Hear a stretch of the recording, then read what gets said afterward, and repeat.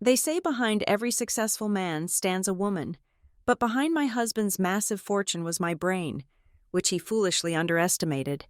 When his mistress sent me a photo of them at a six-star resort in Monaco, while he lied about a shareholder meeting, she thought she was throwing a grenade into my life. She was wrong.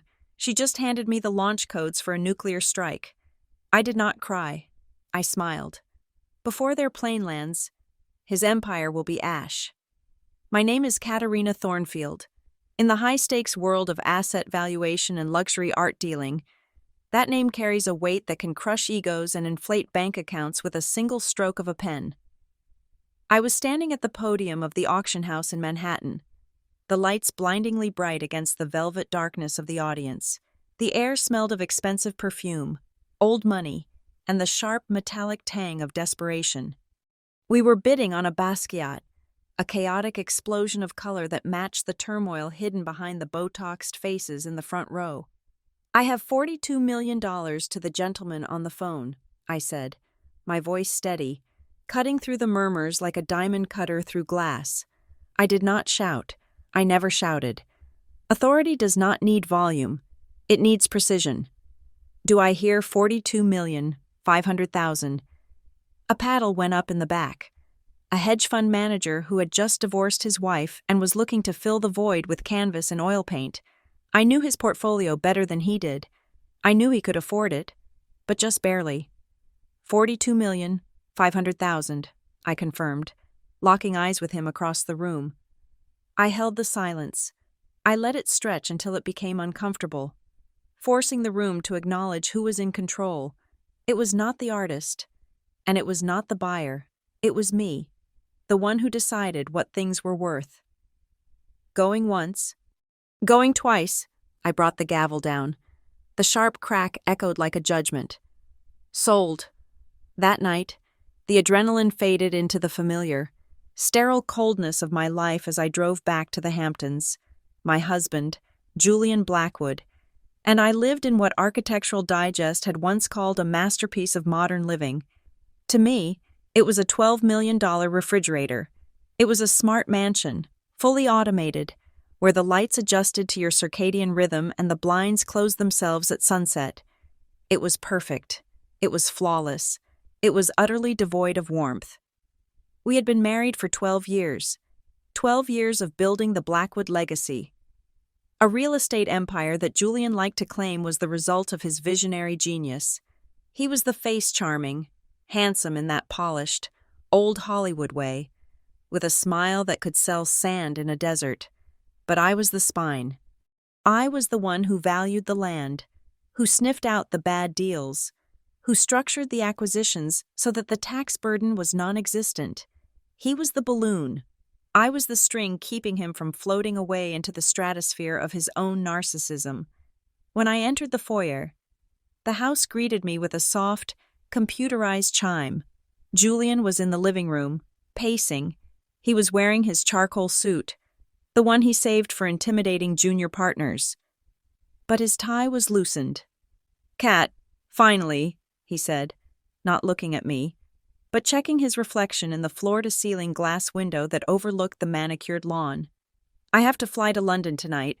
The merger with the Kensington Group is hitting a wall. If I am not there to massage their egos by tomorrow morning, the whole deal implodes."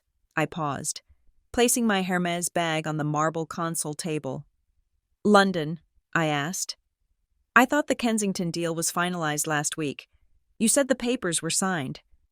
"There are always last-minute complications," Julian said, waving his hand dismissively. "You know how the British are. They want to see the face of the CEO. They need reassurance." I looked at him, really looked at him, at 42. Julian was still a striking man, but there was a frantic energy about him lately, a sort of vibrating frequency that usually meant he was chasing something, or someone. "I see," I said. "Do you need me to book the flight?" "Already done," he said quickly. "Private jet. Wheels up at 2 a.m. I just need you to help me pack. I can't find my cufflinks. The onyx ones." I went upstairs. I played the role I had perfected over a decade, the dutiful, supportive wife. I packed his bag with the precision of a surgeon, Crisp white shirts, silk ties.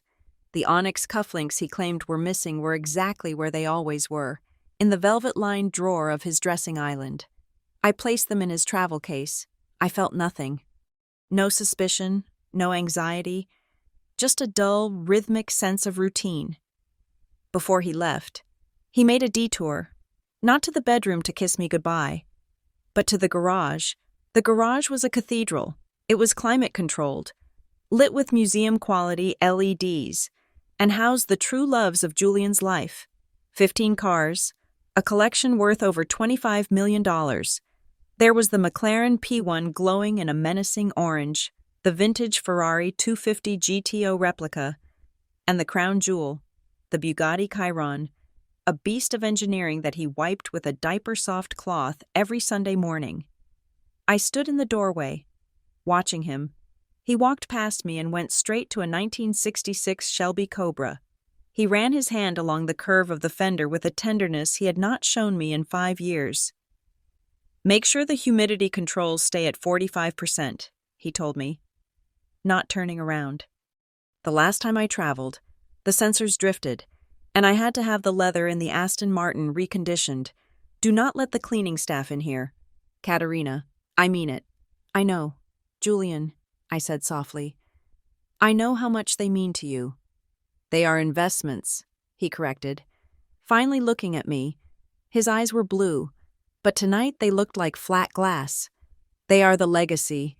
Take care of them." He kissed me on the cheek. It was a dry, perfunctory peck, the kind you give to an aunt you only see at Christmas. Then he was gone. The roar of his SUV fading down the driveway was the only sound in the night. The next morning, the house was silent. The smart blinds rose automatically at 7 in the morning, letting in the pale gray light of a Hamptons overcast day. I sat at the granite island in the kitchen, a single cup of espresso steaming in front of me. I liked the mornings. They were the only times the house felt like it belonged to me. Before the staff arrived, before the phone started ringing, before the facade had to be erected again. My iPad sat on the counter. I tapped the screen to check the Asian market closings.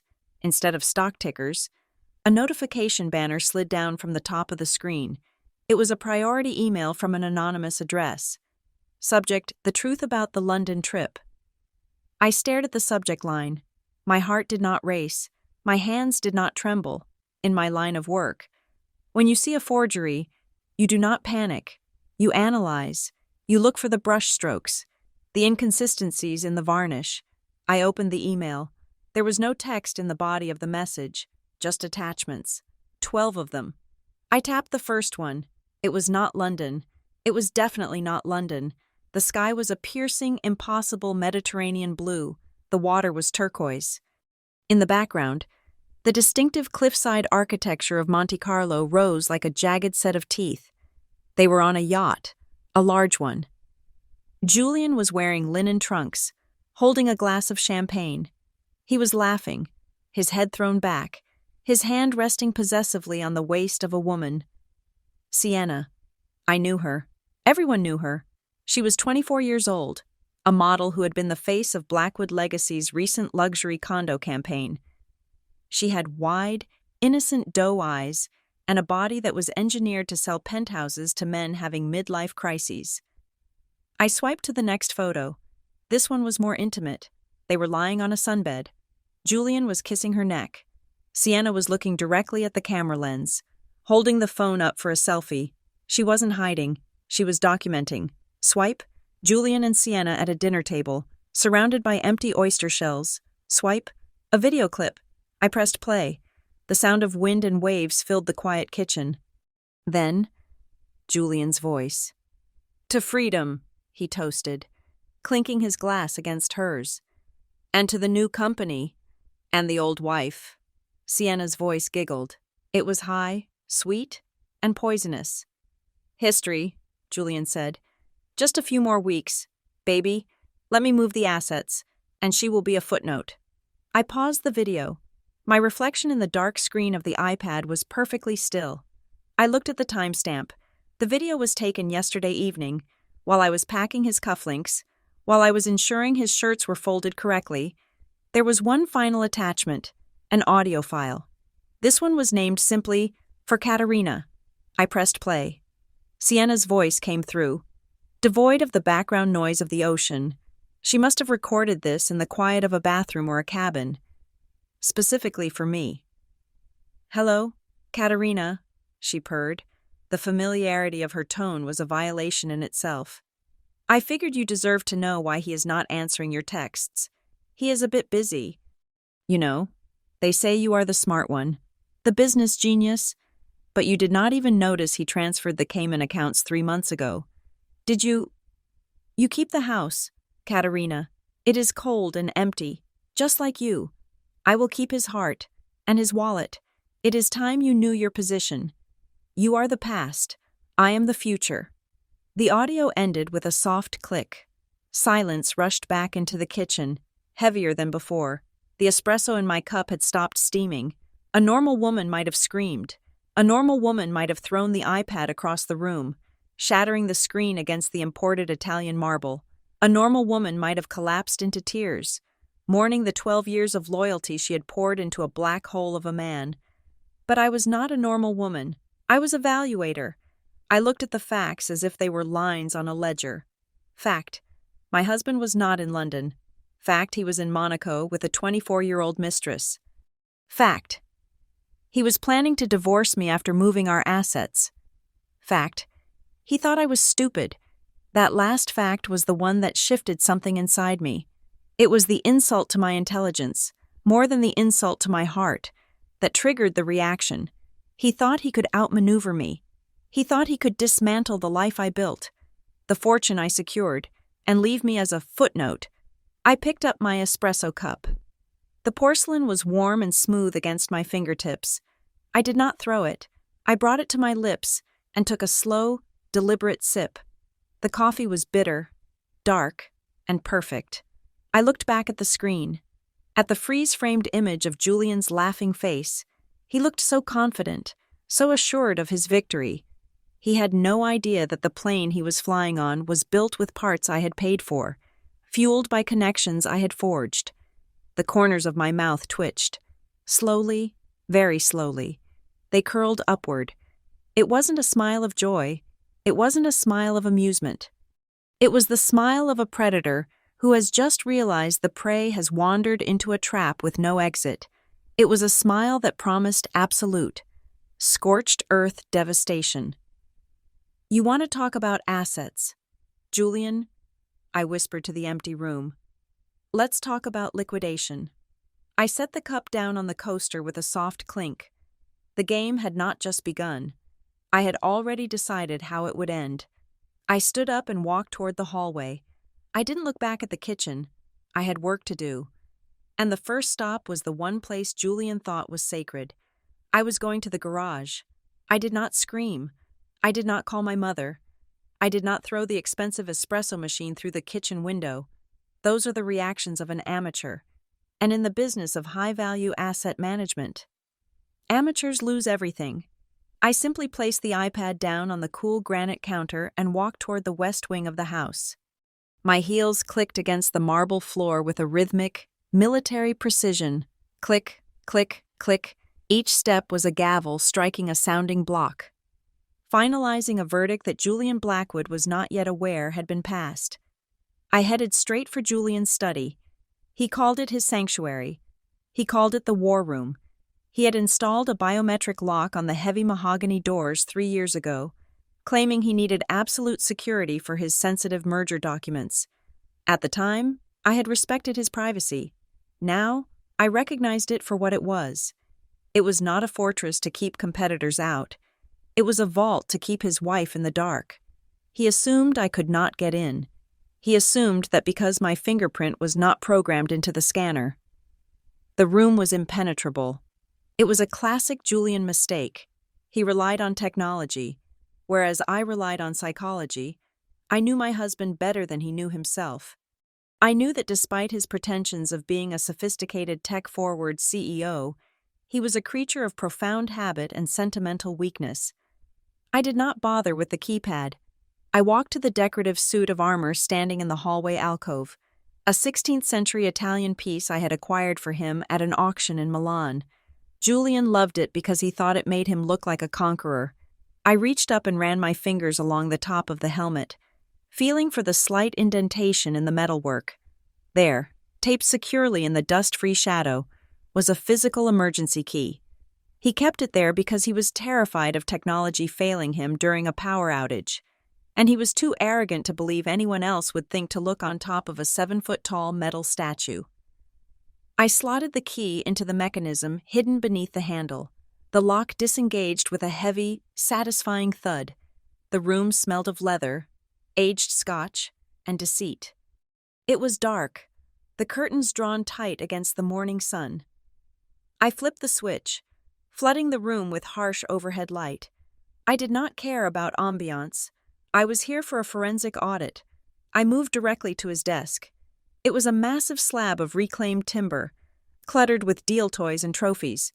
In the center sat a 1:8 scale model of a McLaren F1 detailed down to the stitching on the seats. It was a limited edition piece from Amalgam, worth more than most people's cars. Julian often fiddled with it while on conference calls. As an appraiser, I know that value is often a distraction. People look at the shiny object and miss the hollow space underneath. I picked up the heavy model car. It rattled slightly. Not the rattle of a loose part, but the dull slide of something taped underneath the chassis. I turned it over. There, secured with clear tape, was a small, silver key. I walked to the bookshelf behind the desk. Most people hide safes behind paintings. Julian hid his behind a false row of encyclopedias. He thought it was clever, a nod to old spy movies. To me, it was just cliché. I moved the books, revealed the steel door of the wall safe, and inserted the silver key. I did not need the combination because this was a dual lock system, and the key overrode the digital pad if turned with enough torque. I twisted it hard to the right. The tumblers aligned. The door swung open. The contents were not chaotic. They were organized. Julian was a meticulous man, even in his betrayal. I pulled out the first stack of file folders. They were not work documents. They were bank statements, personal ones. I began to read, and as I did, the picture of my marriage dissolved, replaced by a balance sheet of fraud. The first discovery was the timeline. The photos from Monaco were not the beginning. They were simply the latest chapter. I found credit card statements from 2 years ago, charges for a boutique hotel in Soho, receipts for diamond jewelry from Cartier that I had never received, flight tickets to Paris under the name Sienna Miller, 2 years. He had been sleeping with her for 2 years. While I was nursing him through his bout of pneumonia last winter, he was texting her from his sickbed. While I was negotiating the tax abatements for his company, he was buying her a Porsche Cayenne. I set the pile aside, my hands steady, my breathing controlled. Emotional processing was for later. Right now, I was gathering evidence. The next folder was thicker. It was labeled Project Phoenix. I opened it and felt a chill that had nothing to do with the air conditioning. These were incorporation papers for a series of shell companies: Sienna Holdings Limited, JS Ventures, Blue Horizon Trust. All of them were registered in Nevis and Belize, jurisdictions known for their opacity. I flipped through the bank transfers. Julian was not just spending money on her, he was funneling capital. He was draining our joint accounts, moving amounts just under the $10,000 reporting threshold, day after day, week after week. Over the last 18 months, he had siphoned off nearly $3 million into these entities controlled by his mistress. But the worst was yet to come. At the bottom of the safe lay a document with the official seal of the bank. It was a mortgage deed. I stared at it, my mind momentarily rejecting what my eyes were seeing. The Hamptons house, this house, the one I had personally paid off 5 years ago with my bonuses, the one that was supposed to be our unshakable sanctuary, was leveraged. Julian had taken out a second mortgage. He had forged my signature. I traced the wobbly loop of the K in Katerina. It was a good forgery, good enough to pass a tired bank clerk. But to a handwriting expert, it was laughable. He had borrowed $4 million against the house 6 months ago. Where did the money go? I frantically searched the remaining papers. I found the answer in a glossy brochure for a cryptocurrency exchange based in the Bahamas. High yield, high risk. The tagline promised. Julian had dumped the entire $4 million into a speculative crypto project that I recognized immediately. It was a pump and dump scheme that had crashed 3 weeks ago. The realization hit me like a physical blow to the chest. He had lost it. He had lost the $4 million. I sat back in his leather chair, the leather creaking under my weight. The pieces of the puzzle clicked together with terrifying logic. The company merger in London was likely stalling or fake. His liquidity was gone. He had drained our cash. He had mortgaged our home. He was drowning in debt, and instead of coming to me, the person who had saved his financial life a dozen times, he had decided to cut the anchor. I was the anchor. He wasn't just leaving me for a younger woman.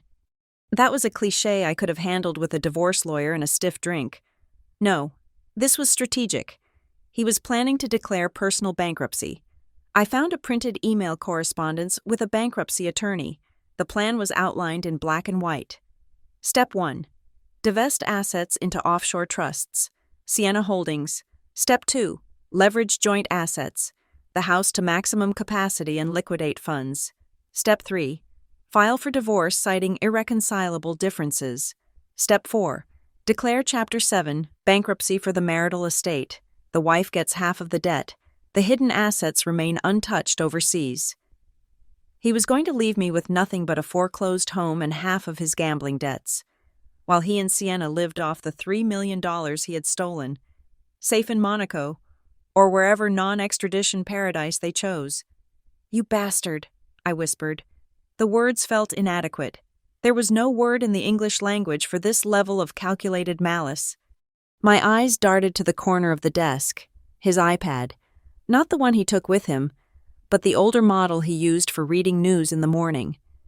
He must have left it behind in his rush to the airport. I grabbed it. It was locked, of course, but Julian was lazy with his personal security. He used the same 6-digit passcode for everything. It was his birthday. I punched in the numbers, 0, 5, 1, 2, 8, 4. The screen unlocked. I went immediately to the Messages app.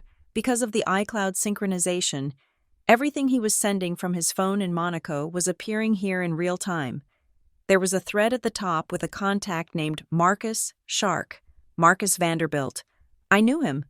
He was the dirtiest divorce lawyer in New York, a man who would sue his own mother for a percentage of her pension. I opened the thread. The latest message had been sent just 20 minutes ago. Julian. Just landed in Monaco. The signal is spotty on the yacht, but I'm checking in. Did you draft the papers? Marcus drafted and ready. We serve her on Monday morning when the courts open. Are you sure about this? Julian, if she hires a forensic accountant. Things could get messy. Julian, she won't. Katerina is arrogant. She thinks our marriage is perfect. She thinks I am in London saving the company. By the time she realizes what hit her, I will be legally destitute, and she will be liable for the mortgage. Just make sure the bankruptcy filing hits the docket 5 minutes after the divorce petition. I want her buried. Marcus, I want her out on the street. I need a clean slate with Sienna. Julian. Also, make sure the car collection is protected under the separate LLC. I am not losing my Ferraris to that ice queen. Julian. She is a good bean counter, but she has no heart. She won't even cry. She will just calculate the losses. That is why I'm leaving. I need passion, not a calculator. I read the messages twice. I need passion, not a calculator. The irony was so sharp it could cut skin. He needed a calculator more than he knew. He had just made the biggest miscalculation of his life. He thought my lack of tears was a sign of weakness, a sign of emotional sterility. He did not understand that my ability to detach was not a flaw. It was a weapon. I looked at the time. It was early afternoon in New York, in Monaco. It was evening. He was probably popping another bottle of champagne. Thinking he had pulled off the perfect heist, I needed to secure this evidence. If he realized he left the iPad, He could remote wipe it. I opened the browser and downloaded a mirroring application. I connected the iPad to my secure cloud server and initiated a full backup. Every text, every photo, every email, every location data point was being cloned to a server he could not touch. Then, I went a step further. I installed a keylogger and a hidden tracking application. It would run in the background, invisible to the user, recording every keystroke he made on his phone, every password he entered, every GPS coordinate he visited. As the progress bar on the screen crawled toward 100%, I sat in his chair and looked around the room. I looked at the photos of us on the shelf. Taken 10 years ago in Tuscany, we looked happy. I remembered that trip. I remembered thinking that we were building something permanent. I reached out and placed the photo frame face down on the shelf. The download chime dinged. Backup complete. I wiped the screen of the iPad with the hem of my silk blouse to remove my fingerprints, then placed it back exactly where I had found it, angled slightly toward the window just as he had left it. I stood up. I took the stack of incriminating bank statements, the shell company incorporations, and the forged mortgage deed. I would not leave them here. I walked to the safe, closed the heavy steel door, and locked it. I put the fake book spine back in place. I taped the key back under the model McLaren. I left the room exactly as I had found it, to the untrained eye. Nothing had been touched. The sanctuary was still inviolable. The secrets were still safe. But as I walked out of the study and locked the door behind me, I felt a shift in the atmosphere of the house. The air was no longer cold. It was electric. Julian wanted to play a game of financial chess. He thought he was a grandmaster because he had stolen a few pawns while I wasn't looking. He didn't realize he was playing against the woman who wrote the rulebook on valuation. He wanted to leave me broke. He wanted to leave me with the debt. I checked my watch. I had roughly 48 hours before he returned, or before Marcus served me with the papers on Monday morning. 48 hours was an eternity in the financial world. Fortunes could be made and lost in a nanosecond. I had 48 hours to dismantle a legacy that took 12 years to build. I walked to the kitchen and picked up my phone. I did not call a lawyer, not yet. First, I needed to secure the capital. I dialed a number I had not used in years. "Connect me to the Private Client Services Division," I said when the line picked up. "This is Katerina Thornfield. I need to execute an emergency power of attorney authorization. Yes, immediately." Julian was right about one thing. I was a calculator, and I was about to subtract him from the equation entirely.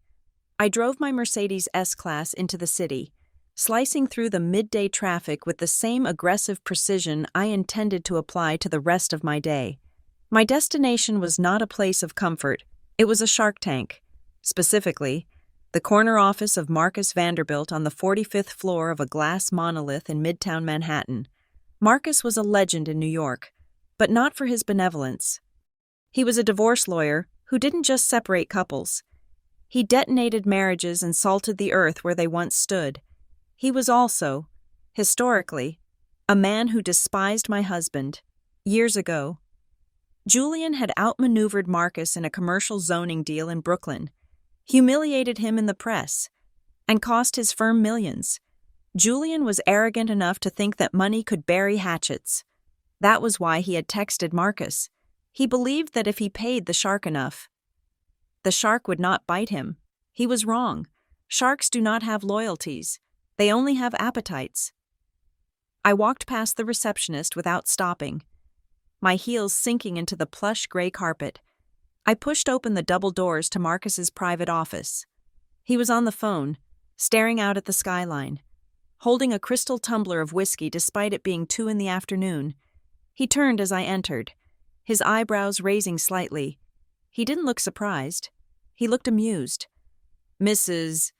Blackwood," Marcus said, hanging up the phone without saying goodbye to whoever was on the other end. Or should I say, the soon-to-be ex-Mrs. Blackwood. "Your husband has been blowing up my phone from a yacht in the Mediterranean. He wants me to draft papers. He says he wants to leave you with nothing but the clothes on your back." "I know," I said, placing my handbag on one of his leather guest chairs. I didn't sit. Standing gave me the height advantage. I saw the texts. I also know he hasn't wired your retainer yet. Marcus smirked, taking a sip of his drink. He said the wire is coming on Monday. Something about international clearing delays. The wire isn't coming. Marcus, I said, my voice dropping an octave, because the money doesn't exist. I reached into my bag and pulled out the file I had stolen from Julian's safe. I slid it across his mahogany desk. It hit the wood with a heavy thud. "What is this?" he asked, swirling the amber liquid in his glass. "That is the autopsy of Julian Blackwood's empire," I said. "Inside, you will find evidence of tax evasion, money laundering through shell companies in Belize, and a second mortgage on our primary residence that he used to fund a Ponzi scheme in the crypto markets. Julian isn't hiring you to handle a divorce. He is hiring you to shield him while he files for bankruptcy. If you file that petition for him on Monday, you aren't just representing a client. You are becoming an accessory to federal financial fraud." Marcus set his glass down. The amusement vanished from his face, replaced by the razor-sharp focus of a predator smelling blood. He opened the folder. He scanned the pages.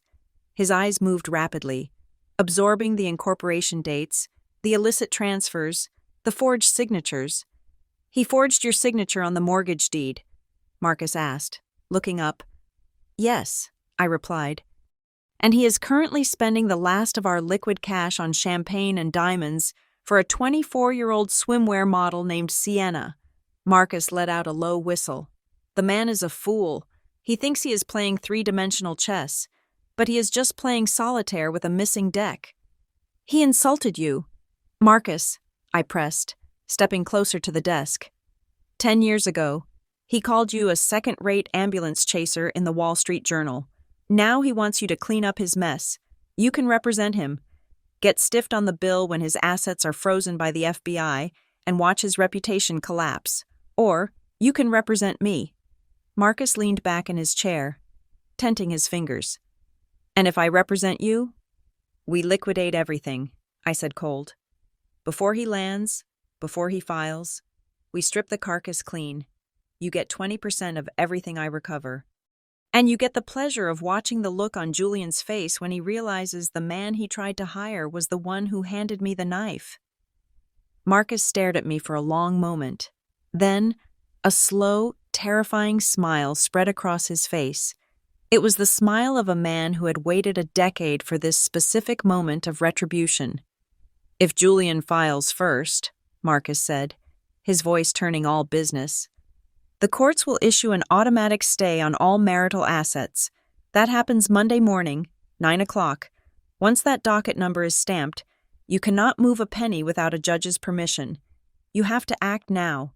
You have to bleed him dry before the system locks us out." "I intend to," I said. "I need you to prepare a shell corporation of our own, something generic. Aurora Holdings or something similar. I need it active within the hour." "Done," Marcus said, already reaching for his keyboard. "But Katerina, you need to move the cash. If the money is in joint accounts, the bank might freeze it if they suspect suspicious activity." "Leave the bank to me," I said, picking up my bag. "Just make sure the paperwork is bulletproof." "One more thing," Marcus called out as I turned to leave. "This is not just a divorce anymore. This is a demolition. Are you sure you have the stomach for it?" I looked back at him. "Marcus, I don't just have the stomach for it. I am starving." My next stop was the private wealth division of Sovereign Heritage Bank on Fifth Avenue. This was not a place with tellers and ATMs. It was a place with mahogany paneling, hushed voices, and tea service. It was where Julian kept our rainy day fund, a liquidity reserve of $5 million intended for catastrophic market downturns. He thought the money was safe because the account required dual signatures for any withdrawal over $50,000. Or rather, it required authorization from the primary account holder, him. But Julian had a bad back. 5 years ago, he had undergone major spinal surgery that left him incapacitated for 6 weeks. Before the surgery, his lawyers had insisted he sign a durable power of attorney, granting me full authority over his financial affairs in case of complications. He had recovered. He had gone back to work, and in true Julian fashion, he had forgotten to revoke the document. I walked into the office of Mr. Henderson, our dedicated relationship manager. He was a nervous man with thinning hair and a suit that was slightly too large for him. "Mrs. Blackwood," he said, standing up and smoothing his tie. "This is a surprise. Is Julian with you? I thought he was in London." "He is in London," I lied smoothly, sitting down and crossing my legs, "and he is in the middle of a very delicate, very time-sensitive negotiation. That is why I am here." "How can I help?" Henderson asked. "We need to move the liquidity reserve," I said. "All of it." Henderson blinked. "All of it. The entire $5 million. "Yes," I said. "The merger requires an immediate injection of capital to a holding account. Julian is tied up in the boardroom and cannot step out to handle the wire. He instructed me to execute it." "I see," Henderson stammered.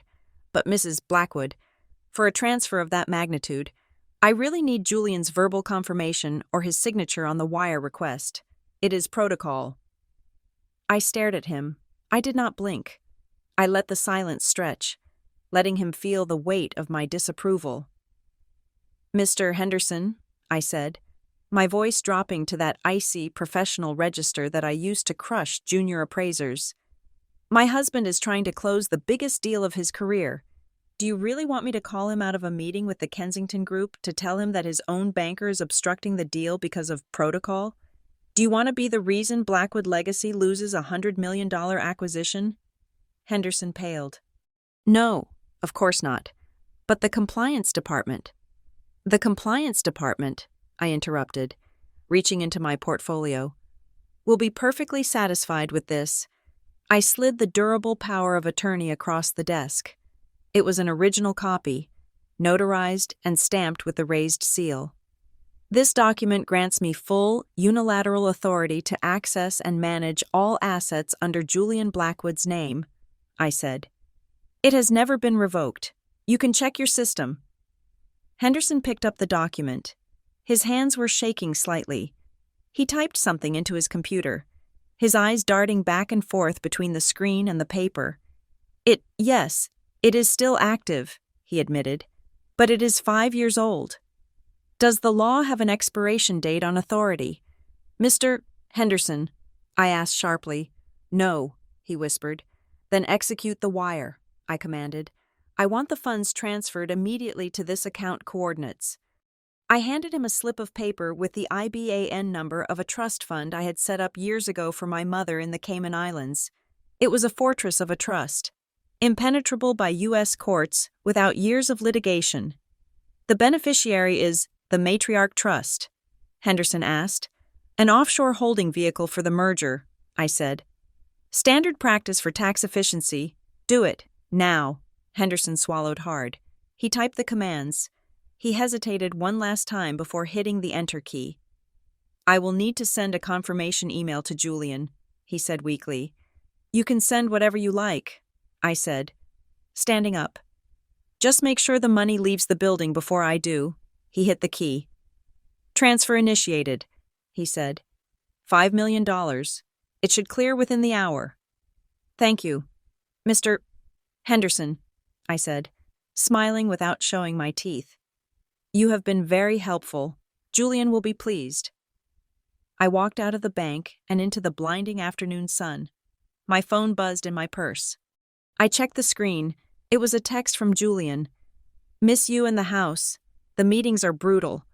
Just want to come home to my beautiful wife. Love you." I stared at the words. The audacity was breathtaking. He was lying on a yacht, probably watching the sunset over the Mediterranean, texting me to keep me docile while his lawyer prepared to evict me. He missed the house. He missed his beautiful wife. No, he missed the safety. He missed the facade. I typed a reply. I wanted him to feel safe. I wanted him to relax. I wanted him to order another bottle of Cristal and think he had gotten away with it. "I miss you too," I typed. "Don't worry about anything here. I am taking care of everything. I am even taking special care of your babies." I added a heart emoji. He would read babies and think of his cars, he would think of his Shelby Cobra and his Bugatti, resting safely in their climate-controlled garage.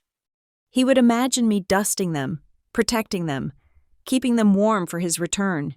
He had no idea. I put the phone away and hailed a taxi. I wasn't going back to the office. I was going back to the Hamptons. The money was gone. $5 million of liquid cash was now sitting safely in an account he couldn't touch, waiting to be reinvested in my future. But that was just the appetizer. Now, it was time for the main course. I sat in the back of the cab and closed my eyes, visualizing the garage, 15 cars, $25 million of steel, leather, and ego.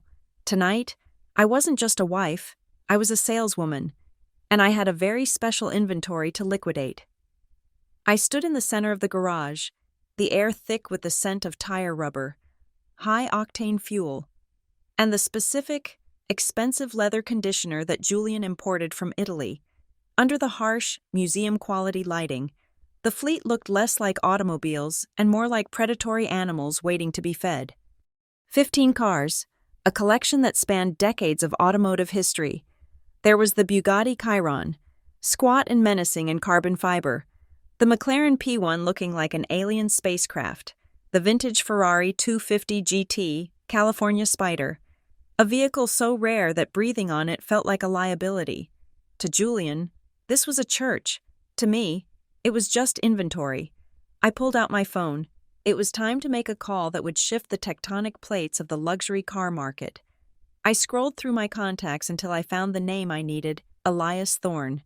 Elias was a billionaire property developer based in Dubai. He was also the man Julian hated most in the world. 3 years ago, at an auction in Monterey, Julian had outbid Elias for the Ferrari 250 GT by a mere $50,000. Just to spite him, Julian had publicly gloated about it in Robb Report. Elias had never forgiven him.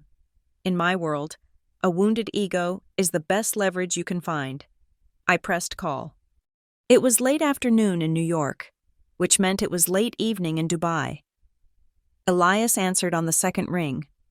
Katerina Thornfield, his voice boomed, rich and deep. To what do I owe the pleasure? I assume Julian is not with you, or you would not be calling my private line. Julian is indisposed, I said, my voice smooth and professional. He is currently in Europe, attending to some urgent personal matters. I am calling because I have a business proposition for you. Elias, one that requires discretion and speed. I am listening, Elias said. The tone of his voice shifted. He smelled a deal. I am liquidating the Blackwood collection, I said. There was a silence on the other end of the line, a long, heavy silence. I could hear the faint clinking of silverware in the background. He must have been at dinner. All of it, Elias asked, his voice lower now. Even the Ferrari. Especially the Ferrari, I confirmed. And the Chiron, and the P1, and the Shelby, all 15 cars. I am offering them as a single lot. I am not interested in breaking up the collection, and I am not interested in a public auction. Why? Elias asked. He was suspicious, as any smart businessman would be. Julian loves those cars more than he loves his own reflection. Why would he sell? Let us just say that Julian's liquidity requirements have changed rather abruptly. I lied. Threading the needle of truth and fabrication. We are restructuring our asset portfolio. We are pivoting toward more liquid investments. The cars are heavy, Elias. They require maintenance. They require space. We want to move on. And the price? He asked. Market value for the collection is conservatively estimated at $36 million, I said, reciting the appraisal numbers I had memorized years ago. However, given the need for an expedited transaction, I am prepared to offer the entire lot to you for $25 million. 25, Elias repeated. I could practically hear him doing the mental math. It was a discount of over 30%. It was the kind of deal that made seasoned collectors weep with joy. That is aggressive. It is a buy-it-now price, Elias, I said, keeping my tone firm. But there are conditions. 2 of them. First, The payment must be made immediately via wire transfer to an account I designate. Second, the cars must be gone tonight. I want the garage empty by sunrise. Tonight? Elias scoffed. Katerina, I am in Dubai. My logistics team is good, but they are not magicians. You have a storage facility in New Jersey, I reminded him. And you have a standing contract with high-security transport firms in the tri-state area. Do not play coy with me. Elias, if you want the Ferrari that Julian stole from you, plus 14 other masterpieces for 70 cents on the dollar, you will find a way to make the trucks appear. If you cannot, I will call the Sultan of Brunei. I have his number right here. Wait, Elias commanded. Do not call anyone. But how do I know this is legitimate? How do I know Julian will not sue me for theft tomorrow morning? I need proof of ownership and proof of intent. I am the vice president of Blackwood Automotive Holdings, the LLC that owns these vehicles, I said. My name is on the incorporation papers. I have full signatory authority to liquidate assets. As for proof of the physical goods, I switched the call to FaceTime. I held the phone up, panning the camera slowly across the garage. I walked past the gleaming fender of the Bugatti. I touched the leather seat of the McLaren. I walked to the back of the room where the Ferrari sat under a custom cover. I whipped the cover off with a dramatic flourish, revealing the cherry red paint that looked like liquid glass. They are all here, Elias, I said, looking into the camera. Pristine, serviced, and waiting for you. I walked over to the workbench where the binder of titles and registrations sat. I flipped it open, showing the camera the documents. Clean titles, all held by the LLC, and here is my corporate identification. Elias was silent for a moment, watching the video feed. I could see the greed in his eyes. It was not just about the cars, it was about the victory. He was not just buying metal, he was buying Julian's humiliation. Send me the wire instructions, Elias said. The trucks will be there in 4 hours. Pleasure doing business with you. Elias, I said. I ended the call. I did not celebrate. I did not do a victory dance. I simply walked over to the workbench and opened the laptop I had brought with me. I needed to monitor the transfer. While I waited, my phone pinged with a notification. It was Instagram. I usually ignored social media, finding it to be a cesspool of vanity, but I had turned on alerts for a specific user, Sienna_Sky. I tapped the notification. It was a new photo, posted 3 minutes ago. The location was tagged as Casino de Monte Carlo. The photo showed a wrist slender, tanned, manicured, holding a glass of champagne against the backdrop of the casino floor. But the focus of the image was not the champagne. It was the watch on the wrist. It was a Patek Philippe Nautilus, reference number 5711, with a Tiffany blue dial.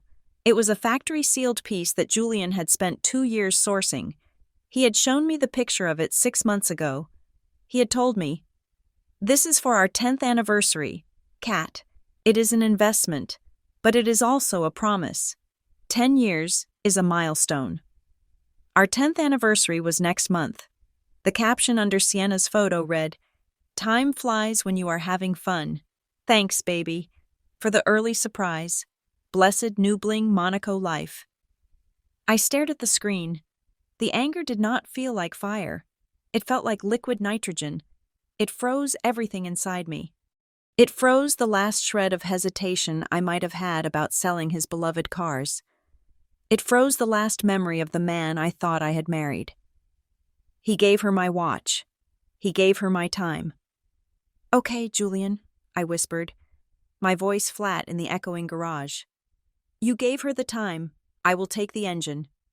I refreshed my banking tab. A new line item appeared.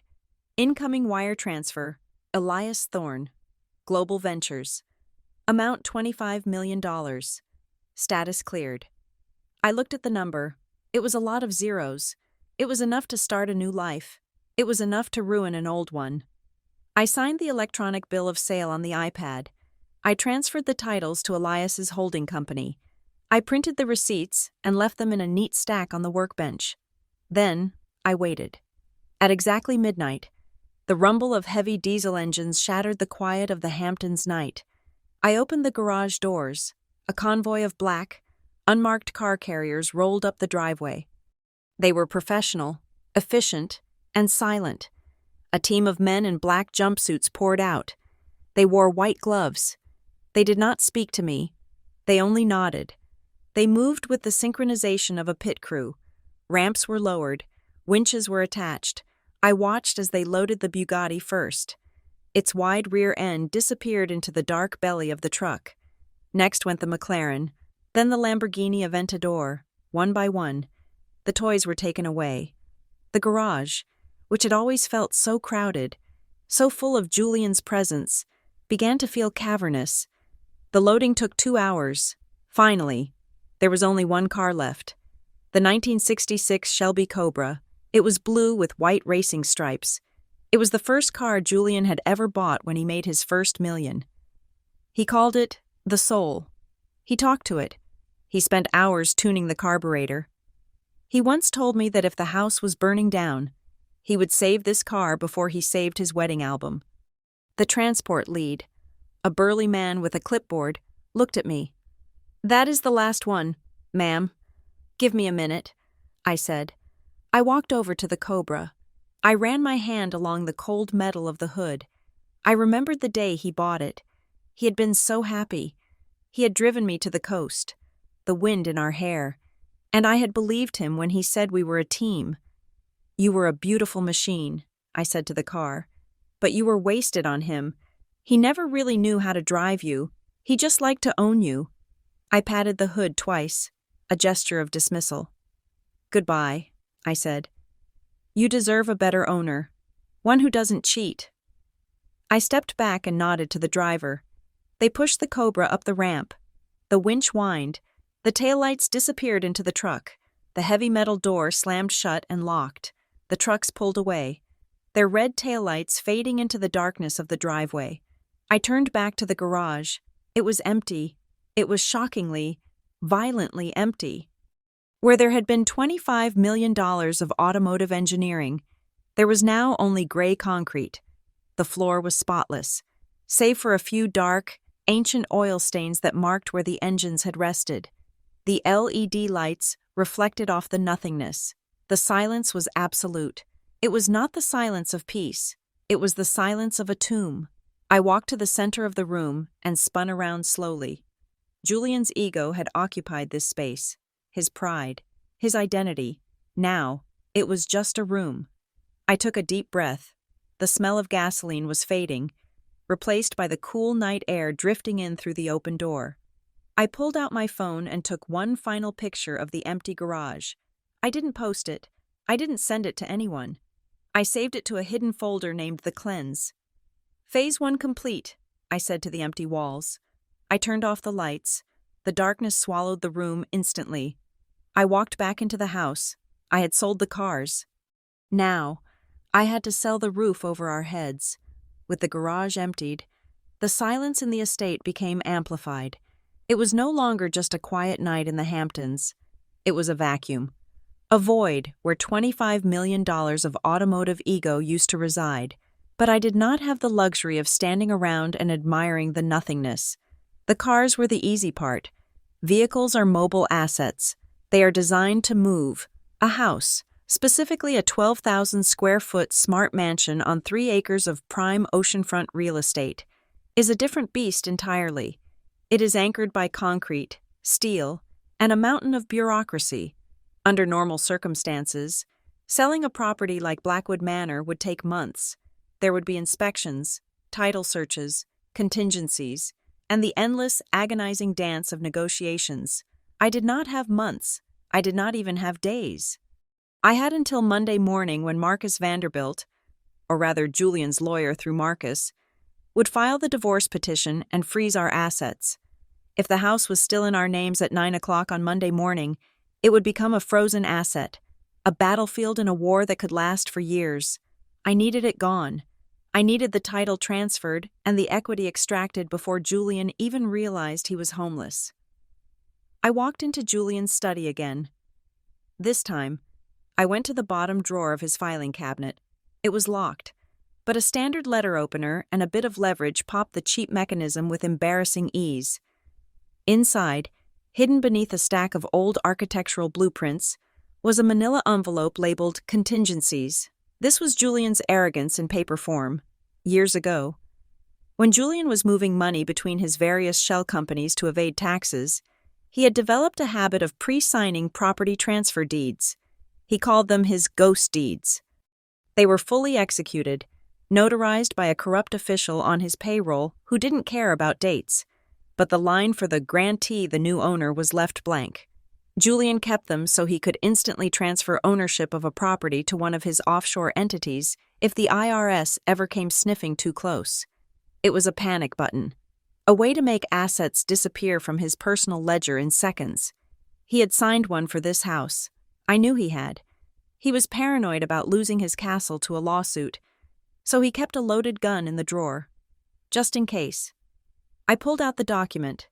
There it was, a quitclaim deed, signed by Julian Blackwood and Katerina Thornfield. Yes, I had signed it too, 3 years ago. Under the guise of estate planning paperwork, he had shoved in front of me while I was rushing to catch a flight to Art Basel. At the time, I trusted him. Now, I thanked my past self for being so gullibly efficient. The grantee line was a beautiful, empty white line waiting for a name. I sat at his desk and uncapped my fountain pen. The ink was black, permanent, and unforgiving. In the blank space, I carefully wrote the name of a company, Nemesis Holdings, LLC. This was a Delaware-based shell company Marcus had registered for me less than an hour ago.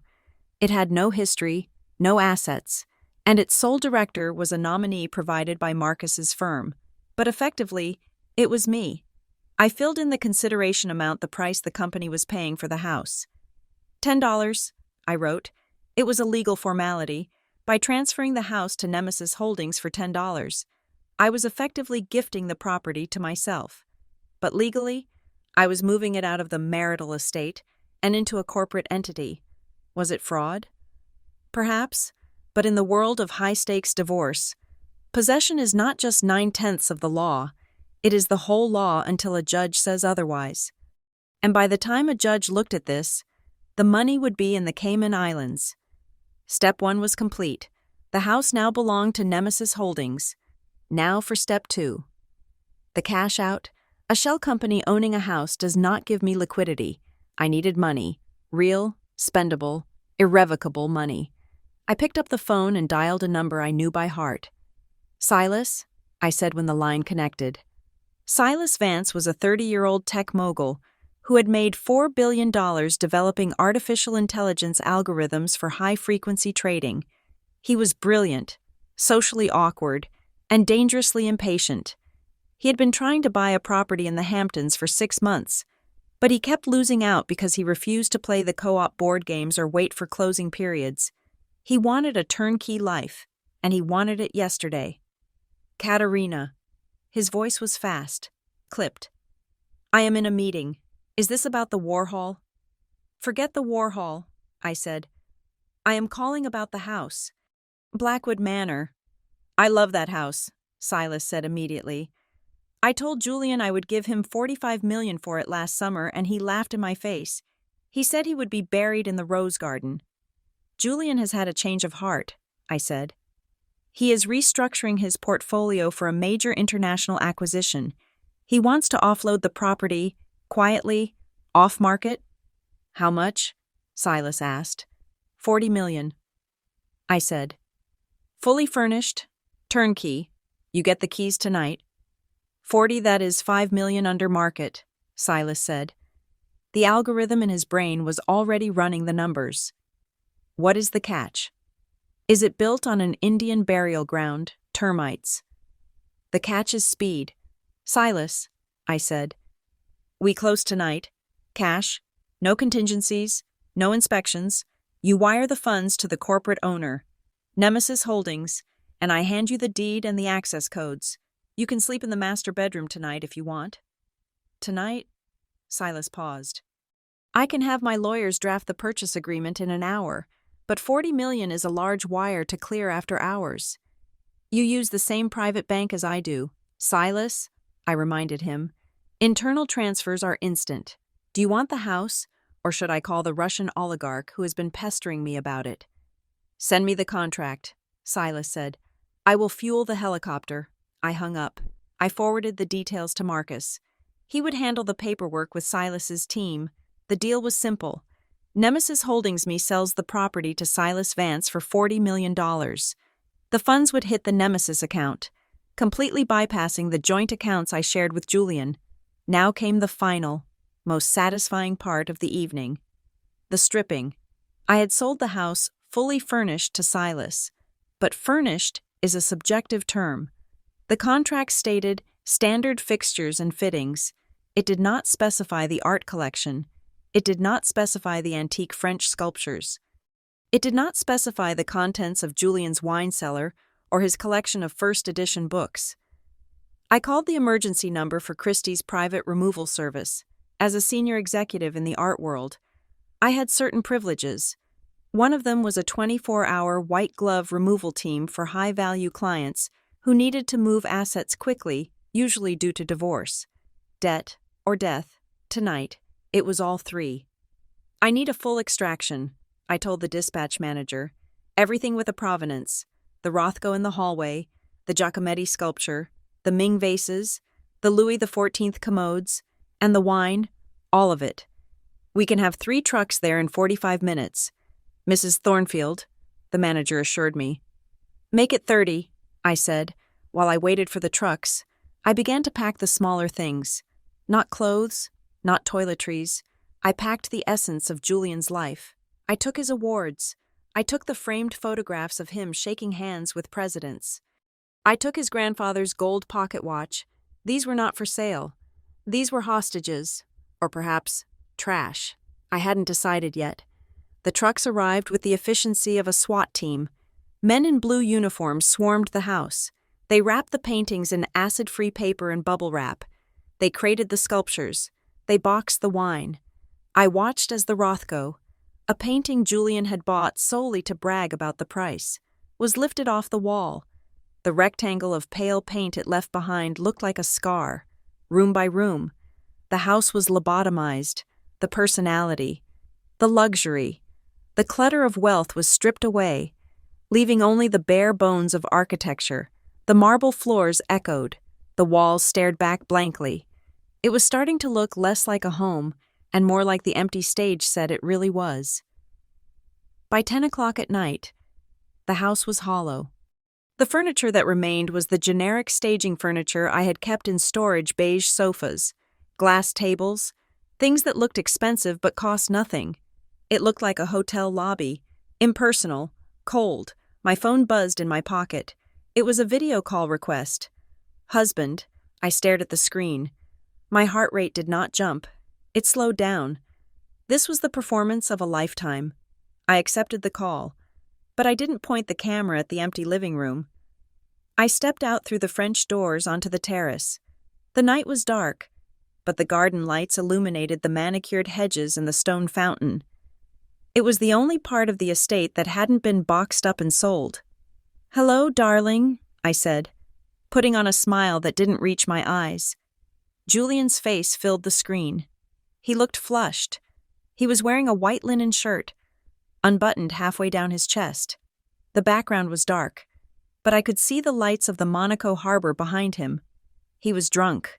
Not stumbling drunk, but that arrogant, invincible buzz that comes after 3 martinis and a successful lie.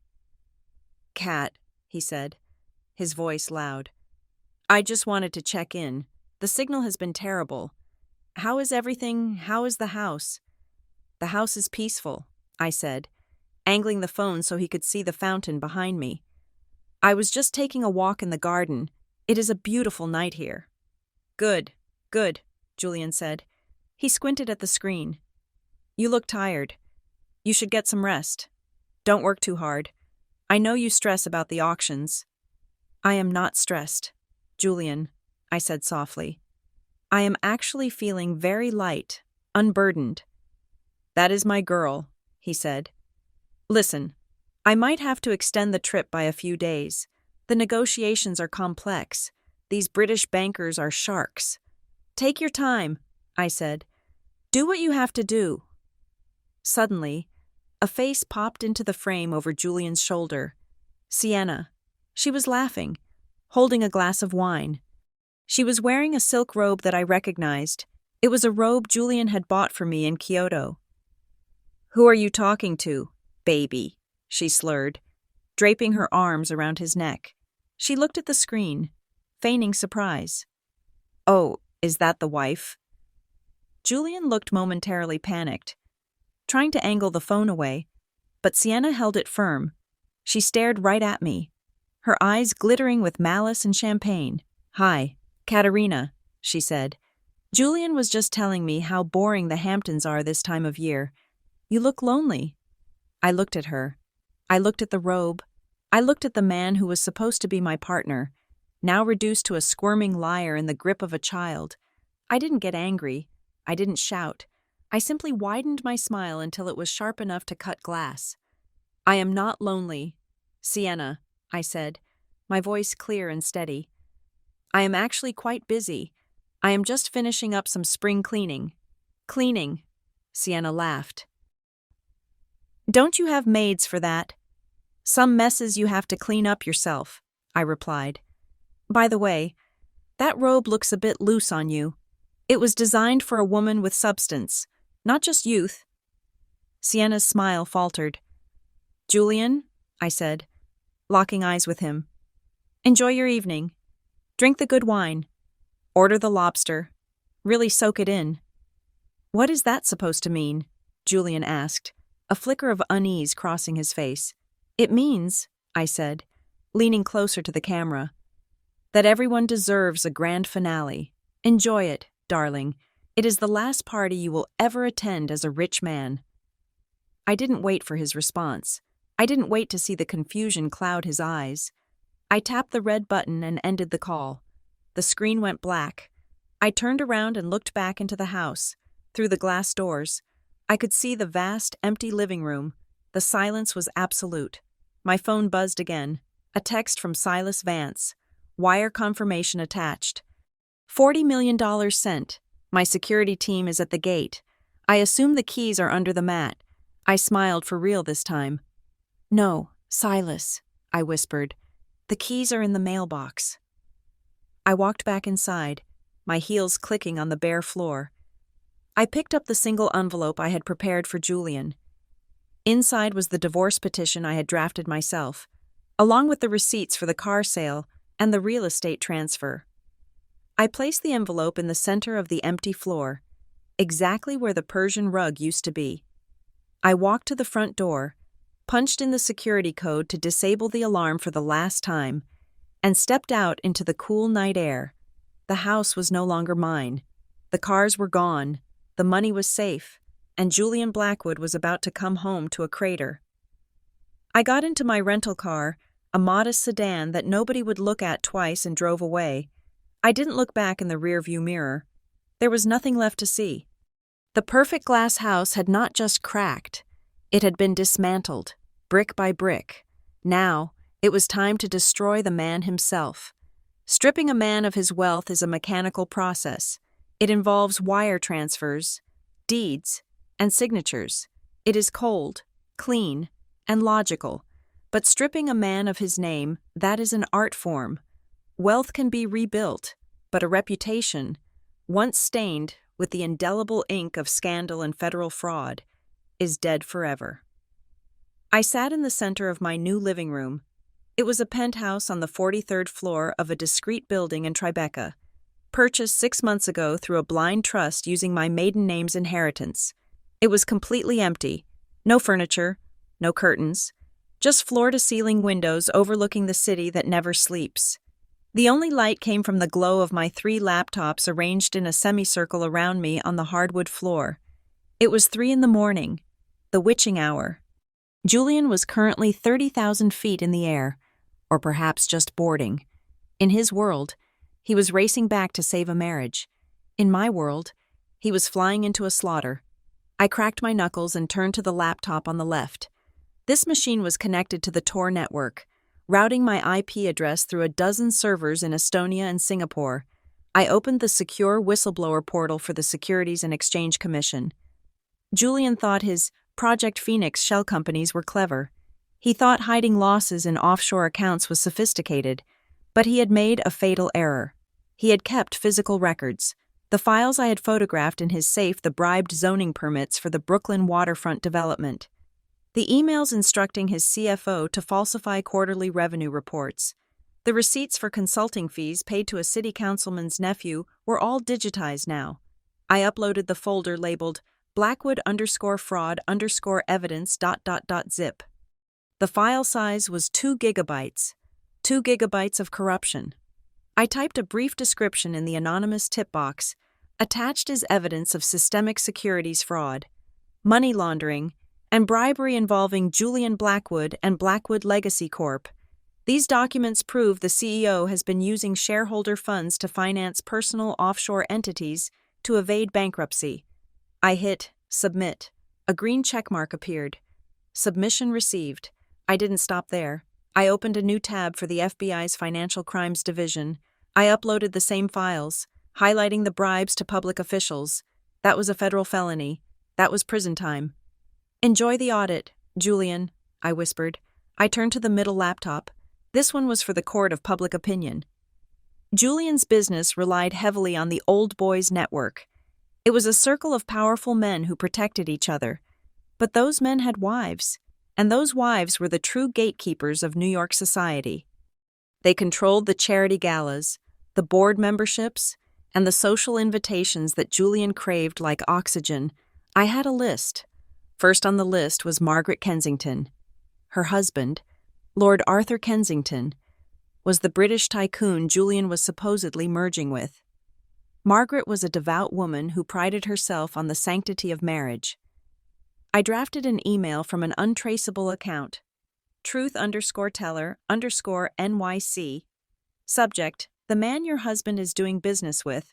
I attached the photos from Monaco, not just the ones of them kissing. I attached the video where Julian toasted to his freedom and called me a footnote. I attached the audio file where Sienna mocked my intelligence. Dear Lady Kensington, I wrote, I thought you should know the character of the man sitting across the table from your husband. Julian Blackwood is not in London. He is in Monaco, spending stolen company funds on a mistress while his company teeters on insolvency. Do not let your husband sign that deal. The ship is sinking. I hit send. Then I sent it to the wife of the bank chairman who held Julian's commercial loans. I sent it to the head of the ethics committee at the Metropolitan Museum of Art. Where Julian sat on the board, I sent it to every major power player in his contact list. The seeds were planted. Now, I watered them with poison. I turned to the third laptop, the media. Sienna was an influencer. Her entire career was built on being aspirational. She sold a lifestyle of clean beauty, wellness, and empowerment. Brands like Chanel and Sephora paid her thousands of dollars to hold their products because she projected an image of effortless perfection. I logged into a burner Twitter account. I had already prepared the press kit. It contained the receipts of the shell companies registered in her name. It showed that she was knowingly participating in money laundering. It showed her mocking a wife of 12 years. I tagged Page 6, TMZ, the Daily Mail, and every major fashion blog in the city. Headline, Model Sienna exposed in multi-million-dollar embezzlement and adultery scandal with married C. EO. I hit post. I sat back and took a sip of the wine I had brought with me, a 1982 Chateau Margaux. It was the only bottle I had saved from the cellar before the movers took everything else. It tasted like vengeance. The reaction was instantaneous. In the digital age, news travels faster than light. My phone, which was still mirroring Julian's iPad, began to light up. The first notification was from a stock market alert app. Blackwood Legacy, BLG. Pre-market activity. Down 12%. The rumors had hit the trading desks in London and Hong Kong. The Kensington deal was dead. Lady Kensington must have woken her husband up. The uncertainty was causing a sell-off. Then, The social media notifications began to cascade on the cloned screen. Sienna's Instagram was blowing up. Homewrecker. Is it true you helped him steal money? Disgusting. Unfollowing. I watched the follower count on her profile. It was dropping by the thousands every minute. It was like watching a building demolish in real time. Then, the phone rang. It was Sienna calling Julian. I put on my headphones to listen to the live feed from the spyware I had installed. Julian. Sienna was screaming. She wasn't purring anymore. Her voice was shrill, panicked. What is going on? My agent just called. L'Oreal is dropping me. They are canceling the contract. They said I am a moral liability. Calm down, Sienna. Julian's voice came through. He sounded stressed, breathless. I could hear the background noise of an airport lounge. What are you talking about? Have you seen the news? She shrieked. We are on page 6. They have the photos. Julian, they have the audio. And they are saying, I am laundering money. My accounts are frozen. I tried to buy a ticket out of here and my card was declined. That is impossible, Julian snapped. Those accounts are offshore. No one knows about them. Someone knows, she yelled. The internet knows. They are calling me a thief. You said you handled this. You said she was stupid. Shut up, Sienna, Julian roared. I am handling it. It is a corporate raid. It has to be. Someone hacked us. Probably Elias Thorne. He is trying to tank the stock so he can buy the company cheap. I laughed softly in the empty room. Elias Thorne. Julian was so blinded by his own narrative that he couldn't see the sniper was sitting in his own passenger seat. I am boarding the plane now, Julian continued, his voice shaking slightly. I will be in New York in 7 hours. I will fix this. Just stay low. Don't post anything. Stay low, Sienna sobbed. Paparazzi are outside the hotel. I can't leave. You ruined me. Julian. The line went dead. I looked at the stock ticker on the middle screen. Blackwood Legacy was now down 18% in pre-market trading. The SEC announcement hadn't even been made public yet, when the news of the federal investigation broke. The stock would go to zero. Julian's phone buzzed again, a text from Lord Kensington. The deal is off. Blackwood, do not contact me or my family again. My lawyers will be in touch regarding the breach of good faith. You are a disgrace. Julian didn't reply. I could imagine him sitting in that first-class seat, the walls closing in. He had no liquidity. His credit lines were likely being frozen as we spoke. His reputation was incinerated. His mistress despised him, and he was flying home to a wife he planned to divorce, thinking she was the only safe harbor left. He thought he was coming home to a warm bed and a confused wife he could manipulate one last time. He was coming home to a crime scene where he was the only suspect. I poured the last of the wine into my glass. The sun was beginning to rise over the East River, painting the sky in hues of violent orange and bruised purple. The timing was impeccable. I checked the flight tracker. His plane, a private charter since he couldn't use the company jet anymore, was scheduled to land at JFK at 1 p.m. I stood up and walked to the window. The city below looked like a circuit board. Come home, Julian, I said to the glass. I have one last surprise for you. I wasn't done. The financial ruin was complete. The social ruin was complete. But the personal ruin, the moment where he realized that I was the architect of his destruction, that was the crescendo. I picked up my phone and dialed Marcus. Is the welcoming committee ready? I asked. The FBI has the warrant, Marcus replied, his voice thick with sleep, but energized by the kill. They will be waiting at the house. They want to catch him with the evidence he thinks is still in his safe. They want to catch him in the act of trying to destroy it. Perfect, I said. And Katerina, Marcus added. The press knows. I tipped them off anonymously that Julian Blackwood would be returning to his Hamptons estate to address the allegations. There will be a circus. Good, I said. He always loved an audience. I hung up. I looked around the empty penthouse one last time. It was cold. Yes, but it was clean. It was mine. I picked up my bag. I had a long drive back to the Hamptons. I wasn't going to be inside the house when he arrived. I was going to be watching from the shadows, ensuring the trap snapped shut exactly as designed. I walked out of the apartment, leaving the laptops running, the screens casting a ghostly blue light on the empty floor. The algorithms were doing their work. The destruction was automated. Now, I just had to witness the impact. The timeline of a disaster is rarely a straight line. It is a series of converging vectors, colliding at a singular point of impact.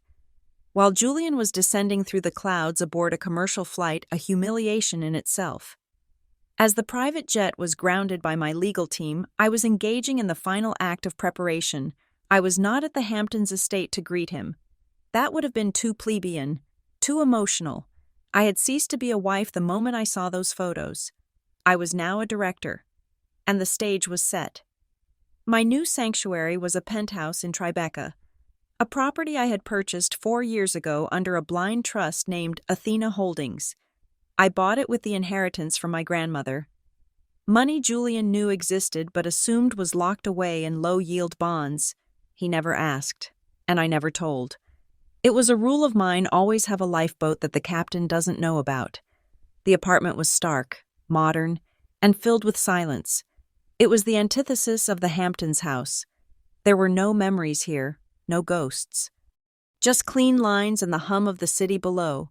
But before I retreated to this fortress, I had one last errand to run at the crime scene. At 10 in the morning, while Julian was somewhere over the Atlantic, I stood in the foyer of our Hamptons mansion. The movers had done their job with surgical precision. The house was not just empty, it was sanitized. The echoes of our footsteps were the only furniture left. I held a single manila envelope in my hand. It was thick, heavy with the weight of the end. Inside were 3 documents. The first was the divorce petition, citing adultery and financial malfeasance. The second was the bill of sale for the car collection. The third was the transfer deed for the house. I walked to the center of the living room, a vast expanse of polished hardwood that looked like a frozen lake. I placed the envelope on the floor. It sat there, a solitary island of white against the dark wood. It was unavoidable. It was the only thing to look at in a house of nothing. I turned and walked out. I did not look back. Lot's wife looked back and turned to a pillar of salt. I intended to remain flesh and blood, and very, very rich. JFK, International Airport, Terminal 4. 1:15 in the afternoon. Julian stepped off the plane and into the jet bridge. The air was stale, smelling of recycled oxygen and jet fuel. He was wearing his bespoke Italian suit, but it was wrinkled from the 8-hour flight. His eyes were bloodshot. Beside him, Sienna stumbled slightly in her platform heels, clutching an oversized Louis Vuitton bag that suddenly looked less like a status symbol and more like luggage. They cleared customs in silence. The tension between them was a physical thing, a taut wire ready to snap. Sienna was already sulking because the stewardess in first class had refused to serve her a third mimosa. They walked out into the arrival hall, the chaotic din of New York assaulting them. Julian scanned the crowd of drivers holding placards. He was looking for Arthur, our chauffeur of 6 years. Arthur, with his pristine uniform and the long black Mercedes Maybach. He looked left. He looked right. "Where is he?" Sienna whined, adjusting her sunglasses to hide her lack of makeup. "You said the driver would be here. My feet are killing me." "He should be here," Julian muttered, pulling out his phone. "Arthur is never late." He dialed Arthur's number. It went straight to voicemail. "The number you have reached is no longer in service," the automated voice said. Julian frowned. He checked his messages. There was nothing from Arthur, nothing from his assistant. In fact, his assistant had resigned via email 3 hours ago, effective immediately. Citing personal legal advice, Julian hadn't seen the email yet. "He is not answering," Julian said, a flicker of genuine confusion crossing his face. "Unbelievable. Good help is impossible to find these days. I will fire him the moment we get home." "I don't care about Arthur," Sienna snapped. "Just get an Uber. I want to go home. I need a shower, and I need to see what is happening on Twitter." Julian clenched his jaw. He hated ride-sharing apps. He considered them beneath him, but he had no choice. He opened the Uber app and selected Uber Black. He wanted the SUV. He needed the illusion of control. He confirmed the ride to the Hamptons. Estimated cost $450. Processing payment. A red banner flashed across the top of the screen. Payment method declined. Please update your billing information. Julian blinked. He tried again. Declined. What is taking so long? Sienna huffed, leaning over his shoulder. It is a glitch, Julian said, his voice tight. The bank probably flagged the card because I'm traveling. Fraud protection. He switched to his backup card. The Platinum Amex? Declined. He tried the corporate card. Declined. A cold sweat broke out on his forehead. This wasn't a glitch. This was a blockade. Here, Sienna said, rolling her eyes. She pulled a sleek black card from her wallet. It was the supplementary card linked to his account that he had given her 3 months ago. Use mine. God, Julian, you are useless today. He entered her card details. Declined. Card reported lost or stolen. Sienna stared at the screen. Stolen. I am holding it right here. Katerina, Julian whispered. The name came out like a curse. She froze the accounts. She must have called the bank. She can do that, Sienna shrieked. People in the arrival hall turned to look. That is my card. That is my allowance. It is my account, Sienna, Julian hissed. Lower your voice. He checked his wallet. He had cash. He always carried cash for tips and emergencies. He counted the bills, $300 in hundreds, and some euros. We have to take a regular taxi, Julian said, the words tasting like ash in his mouth. I have enough cash for a yellow cab. A yellow cab? Sienna looked at him as if he had suggested they walk. I am not riding in a yellow cab for 2 hours. Julian, it smells like vomit and pine trees. We have no choice, he snapped, grabbing his suitcase. Unless you want to wait for the bus. The Sanctuary Spa. Tribeca. 1:30 in the afternoon, while Julian was wrestling his luggage into the trunk of a battered Ford Crown Victoria taxi. I was lying face down on a massage table. The room was dimly lit with amber candles. The air smelled of lavender and eucalyptus. Soft, ambient music, the kind that sounds like whales dreaming, filled the space. My phone was in the locker, turned off. This was a calculated move. I knew exactly what was happening. I knew the shareholders were trying to call me. I knew the press was trying to reach me for a comment on the rumors. I knew Julian would be trying to call the moment he realized his credit cards were dead. By turning off the phone, I became a void. I removed myself from the equation, leaving Julian to scream into the abyss. There is nothing more terrifying to a narcissist than silence. He needed a reaction to fuel his defense. He needed me to yell so he could call me hysterical. By giving him nothing, I gave him no leverage. The masseuse worked a knot out of my left shoulder. You are very tense, Mrs. Thornfield, she whispered. Not anymore, I murmured into the towel. I am just releasing the last of the toxicity. I closed my eyes and visualized the taxi ride. I knew the traffic on the Long Island Expressway at this hour. It would be bumper to bumper, stop and go. The humidity would be high. The air conditioning in those old cabs is never strong enough. I smiled. It was the most expensive massage of my life, paid for with the peace of mind that can only be bought by total, absolute victory. The Long Island Expressway. Mile marker 32. 2:45 in the afternoon, the taxi smelled of old cigarettes and stale vanilla air freshener. The suspension was shot, so every pothole on the expressway felt like a direct hit to the spine. Julian sat on the cracked vinyl seat. His knees pressed against the partition. He was sweating. The air conditioning was wheezing, blowing lukewarm air into his face. His phone began to ring. It had not stopped ringing since they left the airport. He looked at the caller ID. Board member. Stevens.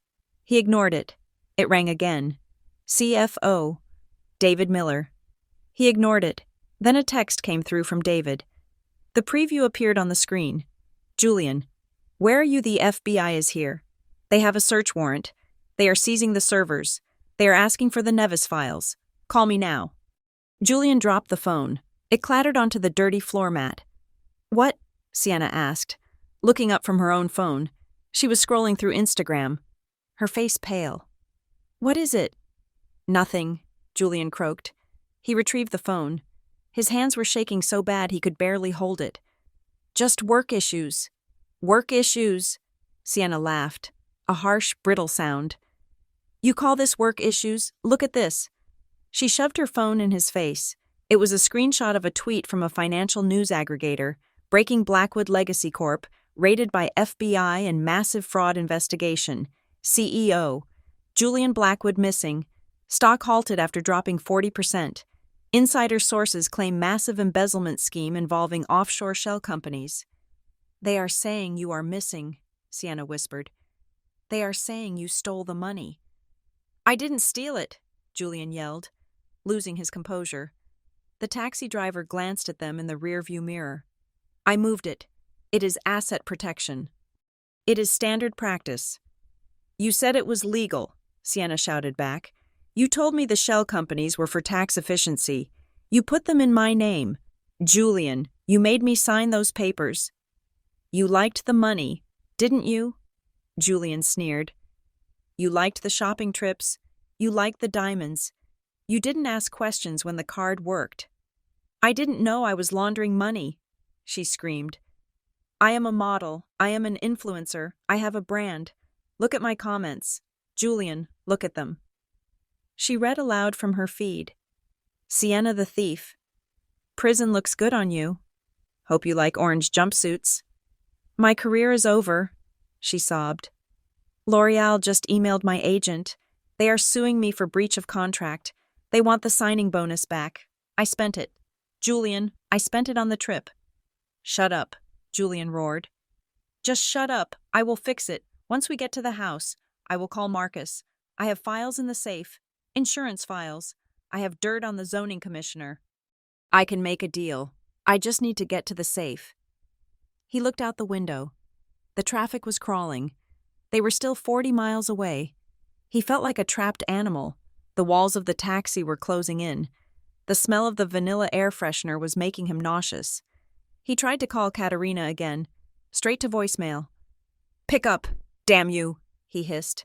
Pick up and tell me this is a joke. But deep down, he knew it wasn't a joke. He knew Katerina. She didn't tell jokes. She executed plans. The Hamptons estate, 4:20 in the afternoon. I stepped out of the spa and into the bright afternoon sun of Manhattan. I felt light, weightless. I checked my phone. 47 missed calls, 12 voicemails, hundreds of texts. I selected mark all as read and deleted them. I hailed a cab, not to go home, but to go to a small French bistro around the corner.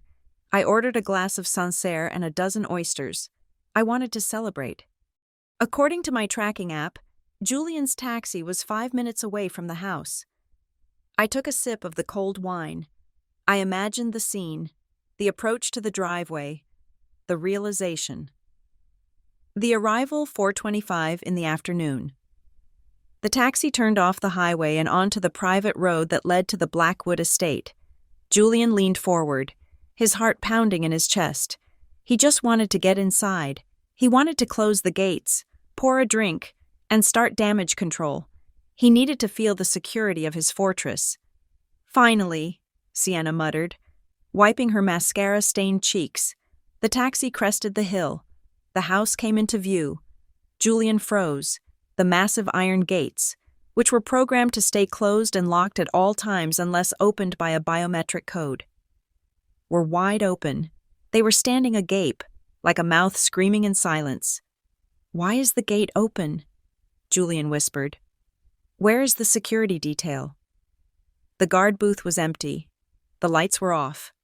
The taxi drove through the open gates and up the long, winding driveway. The landscaping, usually manicured to perfection, looked ominous in the late afternoon shadows. They pulled up to the front circle. That will be $280, the driver said. Plus tolls. Julian threw the wad of cash at him. He didn't wait for change. He scrambled out of the car. He looked at the garage. The doors were open. He ran. He ran faster than he had run in 20 years. He ran past the fountain, past the portico, and stopped dead in front of the garage bays. Empty. Not just empty of cars. Empty of everything. The tools were gone. The cabinets were gone. The floor was swept clean. Where are the cars? Sienna asked, walking up behind him, her voice trembling. Julian, where is your Bugatti? Julian didn't answer. He couldn't speak. His brain was trying to process the visual data, but it didn't make sense. It was as if the cars had been erased from existence. He spun around and ran toward the front door. He fumbled for his keys, his hands shaking so violently he dropped them twice. He finally jammed the key into the lock and threw the door open. Katerina! He screamed. Katerina! Silence. He ran into the foyer. Empty. The console table was gone. The mirror was gone. The antique rug was gone. He ran into the living room. Empty. The sofas. The grand piano. The curtains. The art. Gone. The house was a skeleton. It was just walls and windows. The late afternoon sun streamed in, illuminating the dust motes dancing in the air. Oh my God, Sienna whispered, standing in the doorway. We were robbed. Julian, we were robbed. No, Julian whispered. His voice sounded small, swallowed by the emptiness of the room. This wasn't a robbery. A robbery takes the TV and the jewelry. This. He walked slowly into the center of the room. He saw it, the white envelope lying on the floor. It was placed with such deliberate precision that it felt like a taunt. Julian fell to his knees. The hardwood was hard and cold against his legs. He reached out and picked up the envelope. His name was written on it in Katerina's elegant, calligraphy-like handwriting. Julian. He tore it open. He pulled out the divorce papers first. He didn't read them. He knew what they were. He pulled out the second document, a bill of sale. Item vehicle collection, 15 units. Buyer. Elias Thorne, Global Ventures. Price, $25 million. Date yesterday. She sold them. Julian gasped. It was a sound of physical pain, like a lung collapsing. She sold my cars to Elias. To Elias. He pulled out the third document. Deed of transfer. Property 12. Blackwood Lane. Grantee Nemesis. Holdings. LLC. Status, sold to Silas Vance. This isn't my house, Julian whispered. He looked up at the ceiling, at the empty spot where the crystal chandelier used to hang. I am trespassing. Sienna snatched the papers from his hand. She scanned them, her eyes widening. She sold everything, Sienna screeched. Where is the money, Julian? Where is the money? Gone, Julian said, staring at the empty space. It is all gone. Suddenly, the sound of sirens cut through the air. Not one siren, many. They were getting closer. Police, Sienna said, looking out the window. You called the police? No, Julian said, standing up slowly. He looked defeated. He looked old. I didn't call them. He looked at the envelope again. There was a yellow sticky note attached to the back of the divorce decree. He peeled it off. You said you wanted space. I made sure you have plenty of it. P.S. I sold the Shelby for the price you paid in 1999. I lost money on the deal. But the smile was free. Julian dropped the note. The sirens were at the gate now. Blue and red lights flashed against the living room walls, painting the empty white space in colors of emergency. Julian, Sienna screamed, backing away from him. They are here for you. Do something. But there was nothing to do. There was no furniture to hide behind, no money to bribe with, no car to flee in. There was only the empty house, the open door, and the consequences arriving at 60 miles an hour. Julian Blackwood stood in the ruins of his life, and for the first time in history, he had absolutely nothing to say. I sat in the secure silence of my temporary command center, a safe distance away, staring at the high-definition monitor. The hidden cameras I had installed weeks ago were broadcasting the finale of my marriage in 4,000 pixel clarity. It was like watching a reality television show where I was the producer, the director, and the executioner. Julian stood in the center of the driveway. The late afternoon sun cast long, distorted shadows across the pavement. He was staring at the garage doors. They were open. He did not move. For a man who was always in motion, always chasing the next deal, the next woman, the next high, he was perfectly, terrifyingly still. He was looking at the void, the garage, which had once been a cathedral of engineering housing $25 million of automotive perfection, was now just a concrete box. The oil stains on the floor looked like old bruises. There was no gleaming chrome, no smell of leather and wax, just the gray, flat emptiness of a space that had lost its soul. He took a step forward, his Italian loafers scuffing against the gravel. He reached out a hand, as if trying to touch a phantom fender. His fingers grasped at the air where the Bugatti used to be. Then, the panic set in. It wasn't a slow burn, it was an explosion. He turned and ran toward the house. His face, captured by the camera above the portico, was a mask of primal fear. He fumbled with the door handle, almost breaking his wrist in his haste. He burst into the foyer. I switched the camera feed to the interior view. "Katerina!" he screamed. His voice cracked, echoing off the bare walls. "Katerina, answer me!" He stopped. The foyer was empty. The antique console table where we kept the mail was gone. The Venetian mirror that had hung there for a decade was gone. The Persian rug was gone. He ran into the living room. This was the room he was most proud of. He used to host cocktail parties here, standing by the fireplace, holding a scotch, bragging about the hand-carved moldings and the customized lighting system. Now, it was a white box. There were no sofas to cushion the blow. There were no paintings to distract the eye. There were no curtains to soften the light. The room was stripped down to its structural bones. It was naked, and in that nakedness, Julian looked small. He looked insignificant, without his props, without his stage. He was just a middle-aged man in a wrinkled suit standing in an empty room. Then came the sound, click, clack, click, clack. Sienna walked in behind him. Her stilettos hit the hardwood floor with a sharp, percussive rhythm that sounded like gunshots in the empty house. She stopped in the doorway, her mouth hanging open. She dropped her oversized sunglasses. They skittered across the floor, the noise amplified by the lack of furniture. "Where is it?" she shrieked. Her voice was high and thin, scratching against the acoustics of the room. "Where is the furniture? Where are the things?" She ran to the built-in shelves where I used to display my collection of rare porcelain. Empty. She ran to the closet near the stairs where she had begun to store some of her things during her secret weekend visits. "My bags!" she screamed, turning on Julian. "I left 3 Hermes bags here last week, the Birkin. The Kelly. Where are they, Julian? Where is my stuff?" Julian ignored her. He was spinning in circles, his eyes darting from wall to wall, trying to find something, anything, that anchored him to reality. "She took it," he whispered. "She took everything." "I don't care about your furniture," Sienna yelled, stomping her foot like a petulant child. "I want my bags. Those were gifts. They are worth $50,000. Julian stopped spinning. His eyes locked onto the center of the floor. There, lying in the exact geometric center of the room, was the white envelope. It was the only object in the house. He walked toward it slowly, as if it were a bomb. In many ways, it was. He knelt down. The movement was stiff, old. He picked up the envelope. His hands were shaking so violently that the paper rattled. I zoomed in on the camera feed. I wanted to see his face when he read it. He tore open the seal.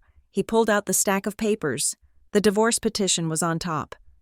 The bold letters, "Dissolution of Marriage," were visible even from the ceiling camera. He flipped the page. He saw the bill of sale for the cars. He saw the deed transfer for the house. He froze. Then, he saw the yellow sticky note attached to the last page. I had written it with a black marker. He read it out loud, his voice trembling, barely a whisper in the echoing room. You said you wanted space I cleaned up for you so you could have as much space as possible. He paused. He swallowed hard. He read the postscript. P.S. I sold the Shelby for the price you paid in 2010. I lost a little money on the deal, but I felt happy. The Shelby. His baby. The car he loved more than me. The car he loved more than Sienna. The car he had spent hundreds of hours polishing. I had sold it for a fraction of its value, just to deny him the profit. I had treated his soul like a used appliance. The paper slipped from his fingers. Julian Blackwood, the titan of real estate, the man who claimed he was a king, did not scream. He did not rage. He simply crumbled. His legs gave out. He collapsed onto the hard, cold floor, his knees hitting the wood with a sickening thud. He curled forward, his forehead resting on the ground, surrounded by the paperwork of his own destruction. He had no home. He had no cars. He had no money. He had no wife to fix it. Sienna stood over him. She wasn't looking at him with concern. She wasn't kneeling down to comfort him. She was looking at him with disgust. She picked up the papers he had dropped. She scanned them quickly. Sold, she muttered. Sold to Elias Thorne. Sold to Silas Vance. She looked around the empty room again. The reality of the situation was filtering through her self-absorption. There was no money here. There was no luxury here. The golden goose was not just dead. It had been plucked, cooked, and eaten. You are broke, she said. It wasn't a question. It was an accusation. Julian looked up. His face was gray. Sienna, please, I just need a minute. I need to think. Think, Sienna laughed. It was a cruel, metallic sound. You have nothing to think with. Julian, look at you. You are on the floor. You don't have a car. You don't even own the floor you are lying on. She pulled out her phone. What are you doing? Julian asked, reaching out a hand toward her. I am calling a car, she said, stepping back out of his reach. And I am not calling a taxi. She dialed a number. She put the phone to her ear, tapping her foot impatiently. Hi, Gary, she said, her voice instantly transforming. The shrillness vanished, replaced by a syrupy, seductive purr. Yes, it is Sienna. How are you? Daddy? Julian flinched as if she had slapped him.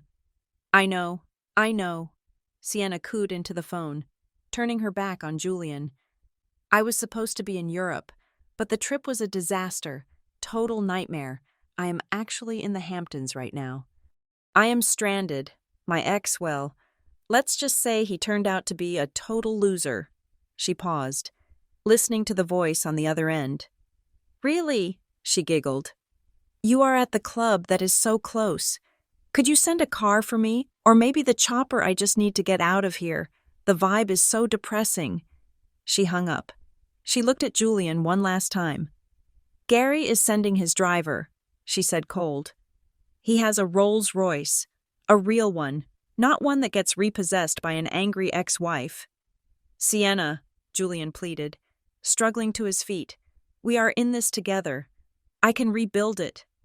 Rebuild? Sienna scoffed. Julian, you are going to prison. I saw the news. Twitter says the FBI is looking for you. Do you think I am going to wait around for 15 years while you rot in a cell? I am 24. I have options. She walked to the front door. Goodbye, Julian. Thanks for the trip to Monaco, even if it did cost me my L'Oreal contract. She walked out. Julian was alone again. The silence returned, heavier than before. It pressed down on him. He stood up, swaying slightly. He looked at the empty walls. He looked at the spot where the television used to be. He looked at the ceiling where the chandelier used to be.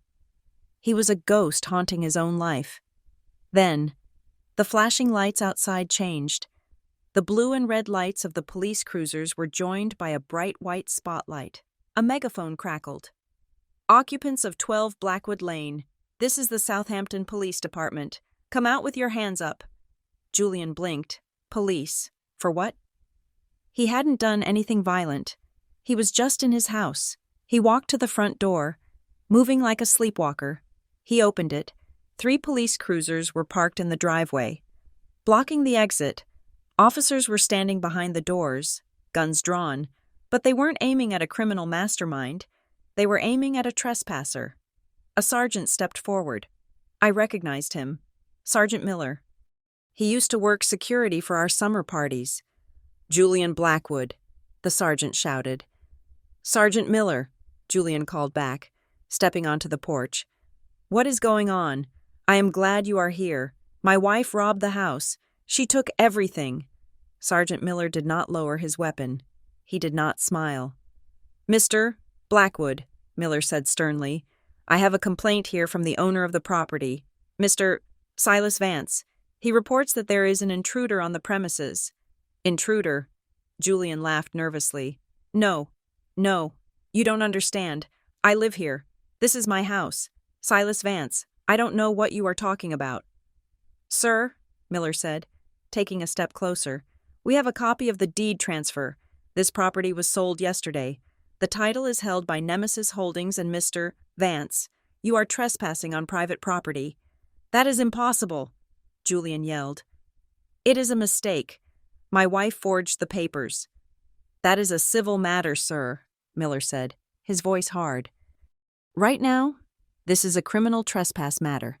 The new owner wants the premises vacated immediately. You have 5 minutes to collect your personal belongings and leave the grounds, or you will be arrested. My belongings? Julian looked down at himself. I don't have anything. She took it all. Then you should have no problem leaving quickly, Miller said. Julian stared at them. He looked at the officers he used to tip at Christmas. They looked back at him with indifference. To them, he was no longer the rich donor. He was just a guy in a suit who wouldn't leave someone else's house. Behind the police cars, a sleek black Rolls-Royce Phantom pulled up to the curb. The window rolled down. An older man with silver hair sat in the back. Gary. Sienna walked past the police cars, her hips swaying. She didn't look back at Julian. She opened the door to the Rolls-Royce and slid inside. The car drove away, disappearing into the twilight. Julian stood on the porch. The wind was picking up, blowing dead leaves across the pristine driveway. Sir, Miller barked. 5 minutes. Julian turned around and looked into the empty hallway one last time. He wanted to scream. He wanted to break something, but there was nothing left to break. He walked back into the house, picked up the divorce papers and the yellow sticky note from the floor, and folded them into his pocket. It was the only inheritance he had left. He turned and walked out of the house. He walked down the steps. He walked past the police cars. He walked down the long driveway toward the main road. He didn't have a car. He didn't have a phone that worked. He didn't have a destination. As he reached the end of the driveway, the automatic gates began to close behind him. I had timed it perfectly. Clang. The heavy iron gates slammed shut. The lock engaged with a final, decisive click. Julian Blackwood stood on the public sidewalk, clutching his jacket around him as the first drops of rain began to fall. He looked back at the house through the bars of the gate. He was on the outside looking in, and for the first time in his life, he knew exactly how cold it was out there. The rain began to fall harder, transforming the pristinely manicured landscape of the Hamptons into a gray, blurred watercolor of misery.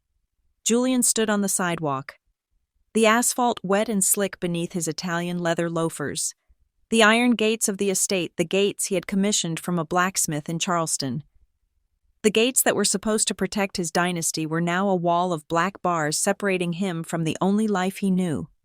He held the handle of his suitcase with a grip so tight his knuckles were white. It was a Louis Vuitton trunk, monogrammed, heavy. It contained 3 suits, a bag of toiletries, and the crushing weight of his own failure. He was shivering. It was not just the cold Atlantic wind whipping off the ocean. It was the shock, the physiological crash that comes when the adrenaline leaves the bloodstream and is replaced by the hollow, sickening realization of absolute loss. The local police cruisers began to pull away. Sergeant Miller gave Julian one last look, a mixture of pity and contempt, before rolling up his window.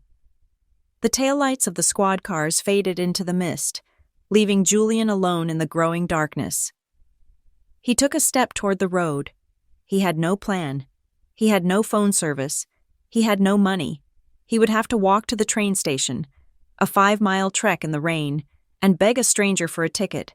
The humiliation was so complete it felt surreal, like a nightmare he would wake up from in his king-sized bed, tangled in Egyptian cotton sheets. But the nightmare was just beginning. As the sound of the local police sirens faded, a new sound emerged from the fog. It was deeper, more aggressive. The roar of heavy engines. Julian looked up, squinting against the rain. 3 black SUVs tore around the corner, moving in a tight, tactical formation. They didn't slow down.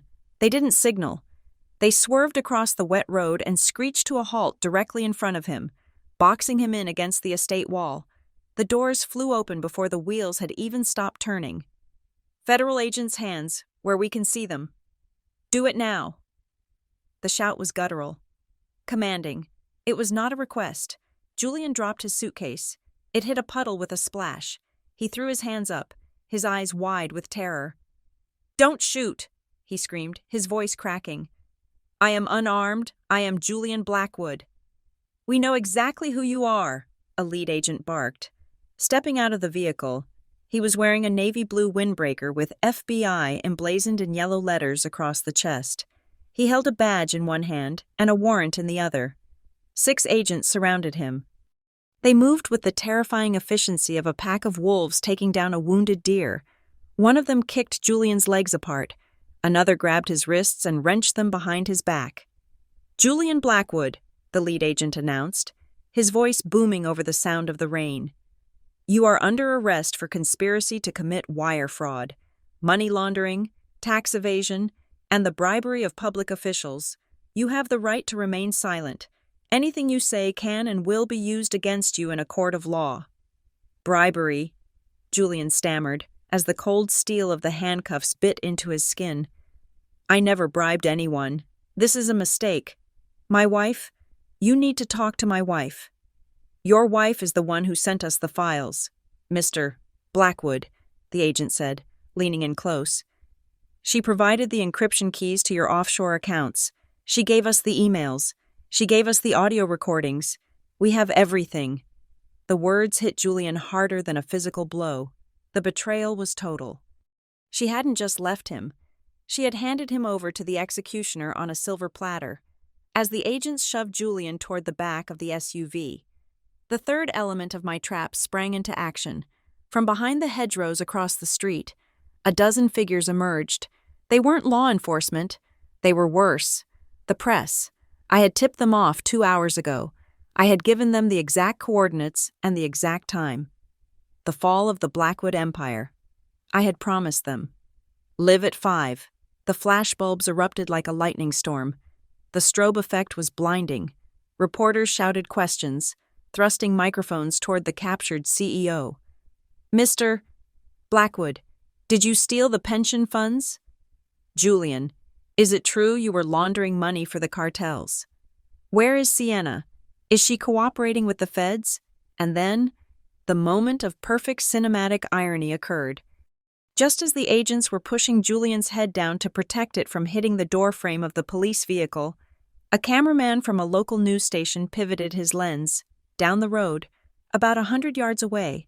The black Rolls-Royce that had picked up Sienna was stuck in traffic, trying to make a U-turn to avoid the police blockade. The window was down. Sienna was visible in the back seat, applying lipstick, seemingly oblivious to the chaos unfolding behind her. She was already moving on. She was already erasing him. The camera caught it all.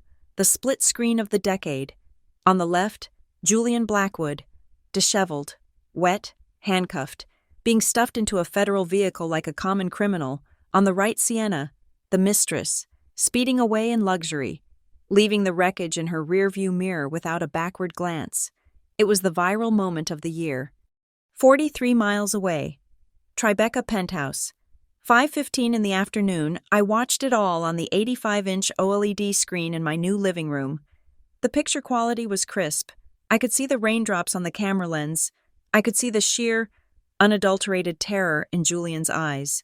I sat on the floor, wrapped in a cashmere blanket, a glass of the 1982 Margot in my hand.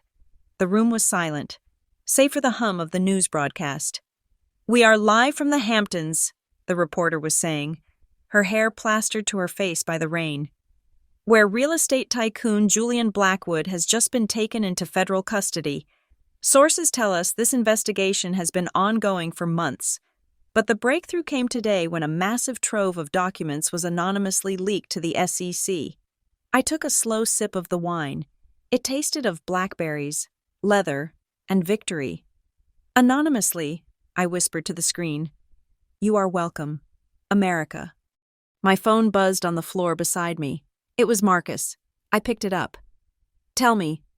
"It is a wrap," Marcus said. His voice was jubilant, vibrating with the energy of a man who had just won the Super Bowl. "I just spoke to the assistant U.S. attorney. They denied bail. He is a flight risk. They found the ticket to Monaco in his pocket and the Belize citizenship application in his briefcase. He is spending the night at the Metropolitan Correctional Center." "And the charges?" I asked, swirling the wine in my glass. "They are throwing the book at him. Katerina," Marcus said. "Racketeering, wire fraud, tax evasion, and because the bribery involved federal zoning permits, they are tacking on corruption charges. I ran the numbers. If he takes a plea deal, he is looking at 15 years. If he fights it and loses, which he will, thanks to your files, he is looking at 20 to 25. 15 years. Julian was 42. He would be almost 60 when he walked out. He would be an old man. His looks would be gone. His connections would be dead. His ego would be a withered husk. "And the assets?" I asked. The practical question. "Bulletproof," Marcus assured me. The sale of the house and the cars happened 24 hours before the indictment unsealed. The funds are already in the offshore trust. Nemesis Holdings is insulated. The government can try to claw it back, but by the time they pierce the corporate veil, the money will be invested in Swiss bonds. You are clean. Katerina, you are officially a ghost. "Thank you, Marcus," I said. "You have earned your fee."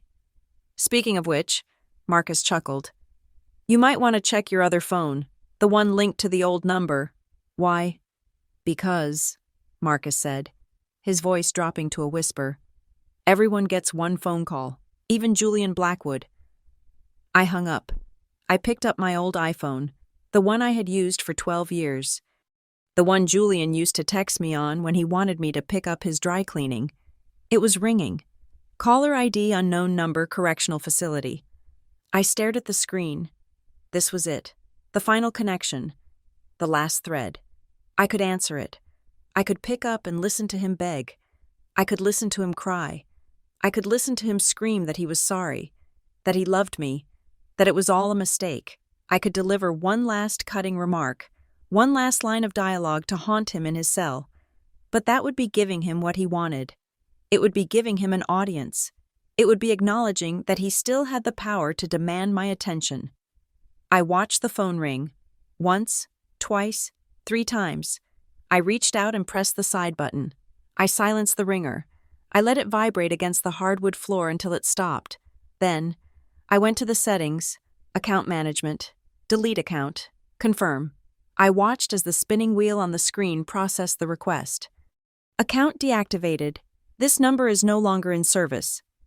Julian was sitting in a holding cell, holding a plastic receiver to his ear, waiting for the woman who fixed everything to pick up and fix this too. And all he heard was the flat, indifferent drone of a disconnected line. Doop, doop, doop. He was speaking to a ghost. I put the phone down. I picked up my laptop. I logged into the Cayman Islands banking portal. The balance was staring back at me. It was a very large number, enough for 3 lifetimes. I initiated a wire transfer. Recipient Marcus Vanderbilt. Esquire. Amount $2 million. Memo consultation fee. Sent. Then, I opened a new tab. I navigated to the website of the Phoenix Foundation, a nonprofit organization dedicated to providing legal and financial aid to women escaping abusive and financially controlling marriages. I clicked Donate. I typed in the amount, $500,000. Under the field for donor name, I typed a single word, anonymous. I hesitated for a second. Then, I backspaced. I typed, the calculator. I hit, submit. The screen flashed. Thank you for your donation. I closed the laptop. I stood up and walked to the floor-to-ceiling window. The rain had stopped over the city. The clouds were breaking, revealing the glittering skyline of Manhattan. It was a beautiful city. It was a city of sharks and wolves. Julian had thought he was a wolf. He forgot that even wolves can be hunted if you know where to set the traps. I finished my wine. I felt a strange sensation in my chest. It wasn't happiness. Happiness is fleeting. This was something solid. It was peace. The game was over. The board was cleared. I turned away from the window. I had an appointment tomorrow morning with a real estate agent in Tuscany. I was thinking of buying a vineyard. Something quiet. Something with deep roots. Something where the only thing I had to value was the quality of the grapes. But for tonight, I would sleep. For the first time in 12 years. I would sleep without listening for the sound of a garage door opening. I walked into the bedroom, leaving the empty wine glass on the floor. A crystal monument to a victory that tasted sweeter than any vintage. 2 months is an eternity in the financial markets. In 60 days, fortunes can be built, empires can be toppled, and the names of titans can be scrubbed from the ledgers of history as if they never existed. But in the federal justice system, 2 months is merely a blink. It is the time it takes to process the paperwork of a man's destruction. I sat in the front row of the federal courthouse in the Southern District of New York. The room was a study in mahogany and intimidation, designed to make everyone but the judge feel small. The air conditioning was humming a low, monotonous drone that did little to cool the stifling atmosphere of judgment. I was not wearing black. Black is for mourning, and I was not in mourning. I was celebrating a rebirth. I wore a white suit. It was a bespoke piece, tailored in Milan, with sharp, architectural shoulders and a waist that emphasized the discipline I had maintained while my husband's life fell apart. White is the color of purity. But in nature, it is also the color of the bone left after the scavengers have finished their meal. The heavy oak doors to the side of the bench opened. A hush fell over the gallery. Julian Blackwood entered.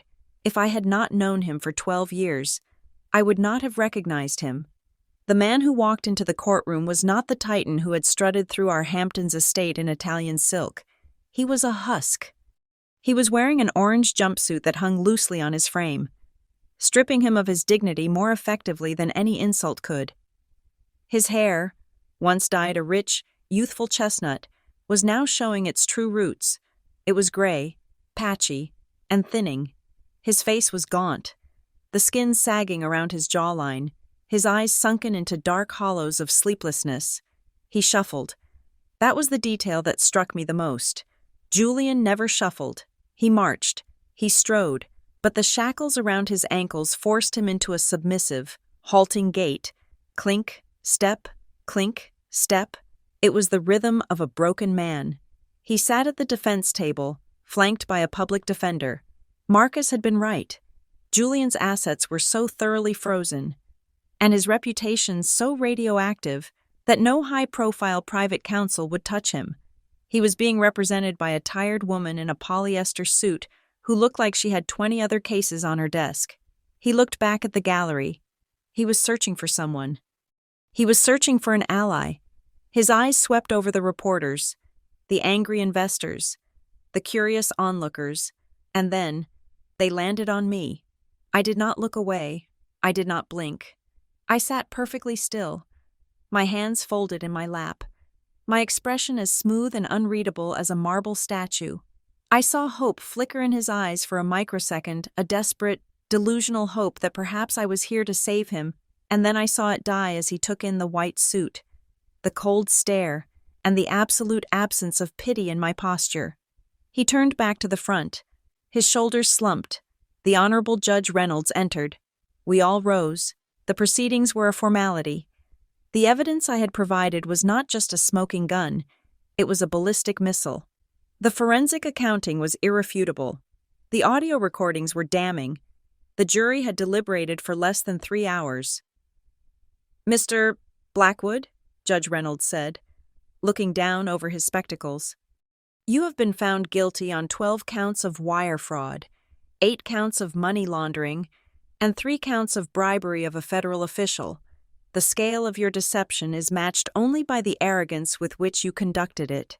Julian stared at the table. "The court hereby sentences you to a term of 15 years in a federal penitentiary," the judge continued. "Following your release, you will be subject to 5 years of supervised probation. Furthermore, the court orders the immediate forfeiture of all remaining personal assets to satisfy the restitution order of $40 million owed to the defrauded shareholders." 15 years. I did the math in my head. He would be 57 years old when he saw the sky without bars. The prime of his life, the years of power and influence, were gone. He was being deleted. "Additionally," the judge said, shifting papers, "we have the matter of the divorce decree. Given the defendant's incarceration and financial insolvency, the court grants the petition for dissolution of marriage filed by Mrs. Thornfield. The divorce is final." It was the sound of a gavel hitting wood. Crack! That was the sound of my freedom. Suddenly, Julian stood up. His chair scraped loudly against the floor. "It is not fair!" he screamed. His voice was hoarse, cracking with hysteria. He pointed a shaking finger at me. "She did this. She is the one. She stole my money. She sold my cars. She is the thief. Ask her where the money is. Ask her." The bailiffs moved forward, hands on their holsters. "Sit down, Mr. Blackwood," the judge warned. "No," Julian yelled, his face turning a blotchy red. "She set me up. She is a witch. She smiled when she did it. She sold my Shelby for nothing just to hurt me. She is the devil." The courtroom erupted in murmurs. Reporters were frantically typing on their laptops. I raised my hand, a small, polite gesture. "Your Honor," I said, my voice clear and melodic, cutting through the chaos. "May I speak?" The judge looked at me. He saw the aggrieved wife, the victim of a fraudster, the woman who had aided the government. "Briefly, Mrs. Thornfield." The judge nodded. I stood up. I smoothed the fabric of my white jacket. I turned my body so that I was facing the defense table. I looked at Julian. I looked deep into the panic in his eyes. "Julian," I said. He stopped panting. He stared at me, his chest heaving. "You are screaming about cars," I said softly. "You are screaming about money. You still do not understand what happened here." I took a step closer to the railing. "You think you lost everything because I sold your toys," I continued, my voice hardening into diamond-edged precision. "You think you are going to prison because I gave the FBI a password. You are wrong." The room was deadly silent. Even the court stenographer had paused. "You did not lose everything because I took it," I said. "You lost everything the moment you decided to betray the one person in this world who was smart enough to navigate the minefield you built. You underestimated me. Julian, you thought I was just an accessory, a fixture in your house like a lamp or a rug. You forgot that I was the architect. I was the one keeping the roof from collapsing on your head." I paused, letting the words sink into his consciousness. "You betrayed me for a prettier face and a younger body," I said. "But you forgot that beauty depreciates, while intelligence compounds. You traded a fortress for a tent, and now you are surprised that the storm has blown it away." I leaned forward slightly. "I did not steal your life, Julian," I finished. "I simply stopped holding it up. You did the rest yourself." I sat down. Julian stood there, his mouth opening and closing like a fish on a dock. He had no comeback. He had no defense. The truth of my words hit him harder than the sentence. He realized, in that moment, that his destruction was not a murder. It was a suicide. "Take him away," the judge ordered. The bailiffs grabbed Julian by the arms. He didn't fight them. He went limp, as they dragged him out through the side door. He didn't look back at the gallery. He didn't look at me. He looked at the floor, broken, defeated, and utterly alone. I waited until the door closed. Then, I picked up my Hermes bag, the one I had bought with my own money, and walked up the center aisle. The heavy doors of the courthouse swung open, and the chaos of the world rushed in. The steps of the courthouse were a sea of microphones and cameras. The press had been waiting. They swarmed me like piranhas sensing movement. Mrs. Thornfield. Mrs. Thornfield. How do you feel? Do you have any comment on the sentence? Where will you go now? Is it true you donated the money to charity? I put on my sunglasses. They were oversized, dark, and impenetrable. I did not speak. I did not smile. I did not offer a soundbite for the 6 o'clock news. My silence was the ultimate statement. I was done explaining myself to men who would never understand the calculus of survival. I walked down the steps, the crowd parting before the stark whiteness of my suit. At the curb, a car was waiting. It was not a taxi. It was not a town car. It was a Rolls-Royce Ghost. Deep, midnight blue. It was one of the cars from the collection. The only one I had bought back. I had used a proxy buyer to purchase it from Elias Thorne the day after the sale. I paid a premium for it, but it was worth it. It was a symbol. It was a reminder that I could destroy, but I could also reclaim. The driver, a new man I had hired from a security firm, held the door open. I slid into the back seat. The leather was soft, smelling of success. The door closed with a heavy, solid thud, sealing out the noise of the reporters. "Where to, madam?" the driver asked. "Just drive," I said. "Take the bridge. I want to see the city." The car glided away from the curb, moving like a shark through the water. We drove through Lower Manhattan, the city rising around us like a canyon of steel and glass. I looked out the window, watching the pedestrians, the tourists, the life that was continuing regardless of Julian Blackwood's fate. As we approached a red light on Canal Street, the car slowed to a stop. I looked to my right. There was a woman standing on the corner. She was wearing a cheap, synthetic puffer jacket that was a size too small. Her hair, once perfectly blown out, was pulled back in a messy, frizzy ponytail. She was holding a stack of neon pink flyers. It was Sienna.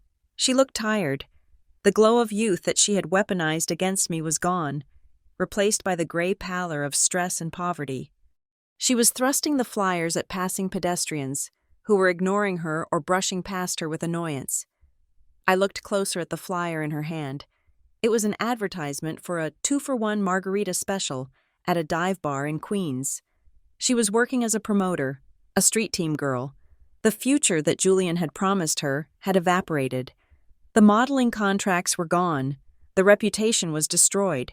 She was just another girl in the city, trying to make rent, standing in the cold. She looked up. Her eyes met the car. She couldn't see me. The windows of the Rolls-Royce were heavily tinted. She could only see her own reflection in the black glass. She saw a tired, desperate girl looking back at her. She stared at the car with a look of pure, unadulterated longing. She didn't know I was inside. She just saw the wealth. She saw the life she almost had. I could have rolled down the window. I could have laughed. I could have thrown $100 bill at her feet just to watch her scramble for it, but I didn't. Indifference is the highest form of revenge. To hate her would be to acknowledge that she mattered. She didn't matter. She was a variable that had been solved and removed from the equation. The light turned green. "Go," I said to the driver. The car surged forward. We swept past her. The wind from our passing ruffled the stack of cheap pink paper in her hands. I looked into the rearview mirror. I saw her figure shrinking in the distance, a small, pink blotch against the gray concrete of the city. Then, we turned a corner, and she was gone. I sat back in the seat. I took a deep breath. The air in the car was filtered, clean, and perfect. A smile touched my lips. It wasn't the cold smile of the courtroom. It wasn't the sharp smile of the negotiation. It was a real smile, a smile of release. I checked my watch. I had a flight to catch in 3 hours. Tuscany was waiting. The vineyard was waiting. A life of quiet power was waiting. I had walked through the fire, and I hadn't just survived. I had forged myself into something unbreakable. I looked ahead at the open road. The sun was breaking through the clouds, illuminating the dust motes dancing in the air. "Don't look back," I whispered to myself. And I didn't. I pressed the button to raise the partition, shutting out the world completely, and let the car carry me into the future. The end. Thank you so much for listening to this story of betrayal, strategy, and ultimate revenge. I hope you enjoyed Katerina's journey from a deceived wife to the architect of her own destiny. I would love to know where you are tuning in from today. Please leave a comment below telling me which country or city you are listening in. It is always amazing to see how far these stories travel. And if you enjoyed this drama, please consider subscribing to the channel, Sweet Rose Drama. Hit that like button if you think Julian got what he deserved, and smash the hype button to help this story get recommended to more people who need a little reminder that you should never underestimate a woman with a plan. Your support means the world to me. See you in the next story.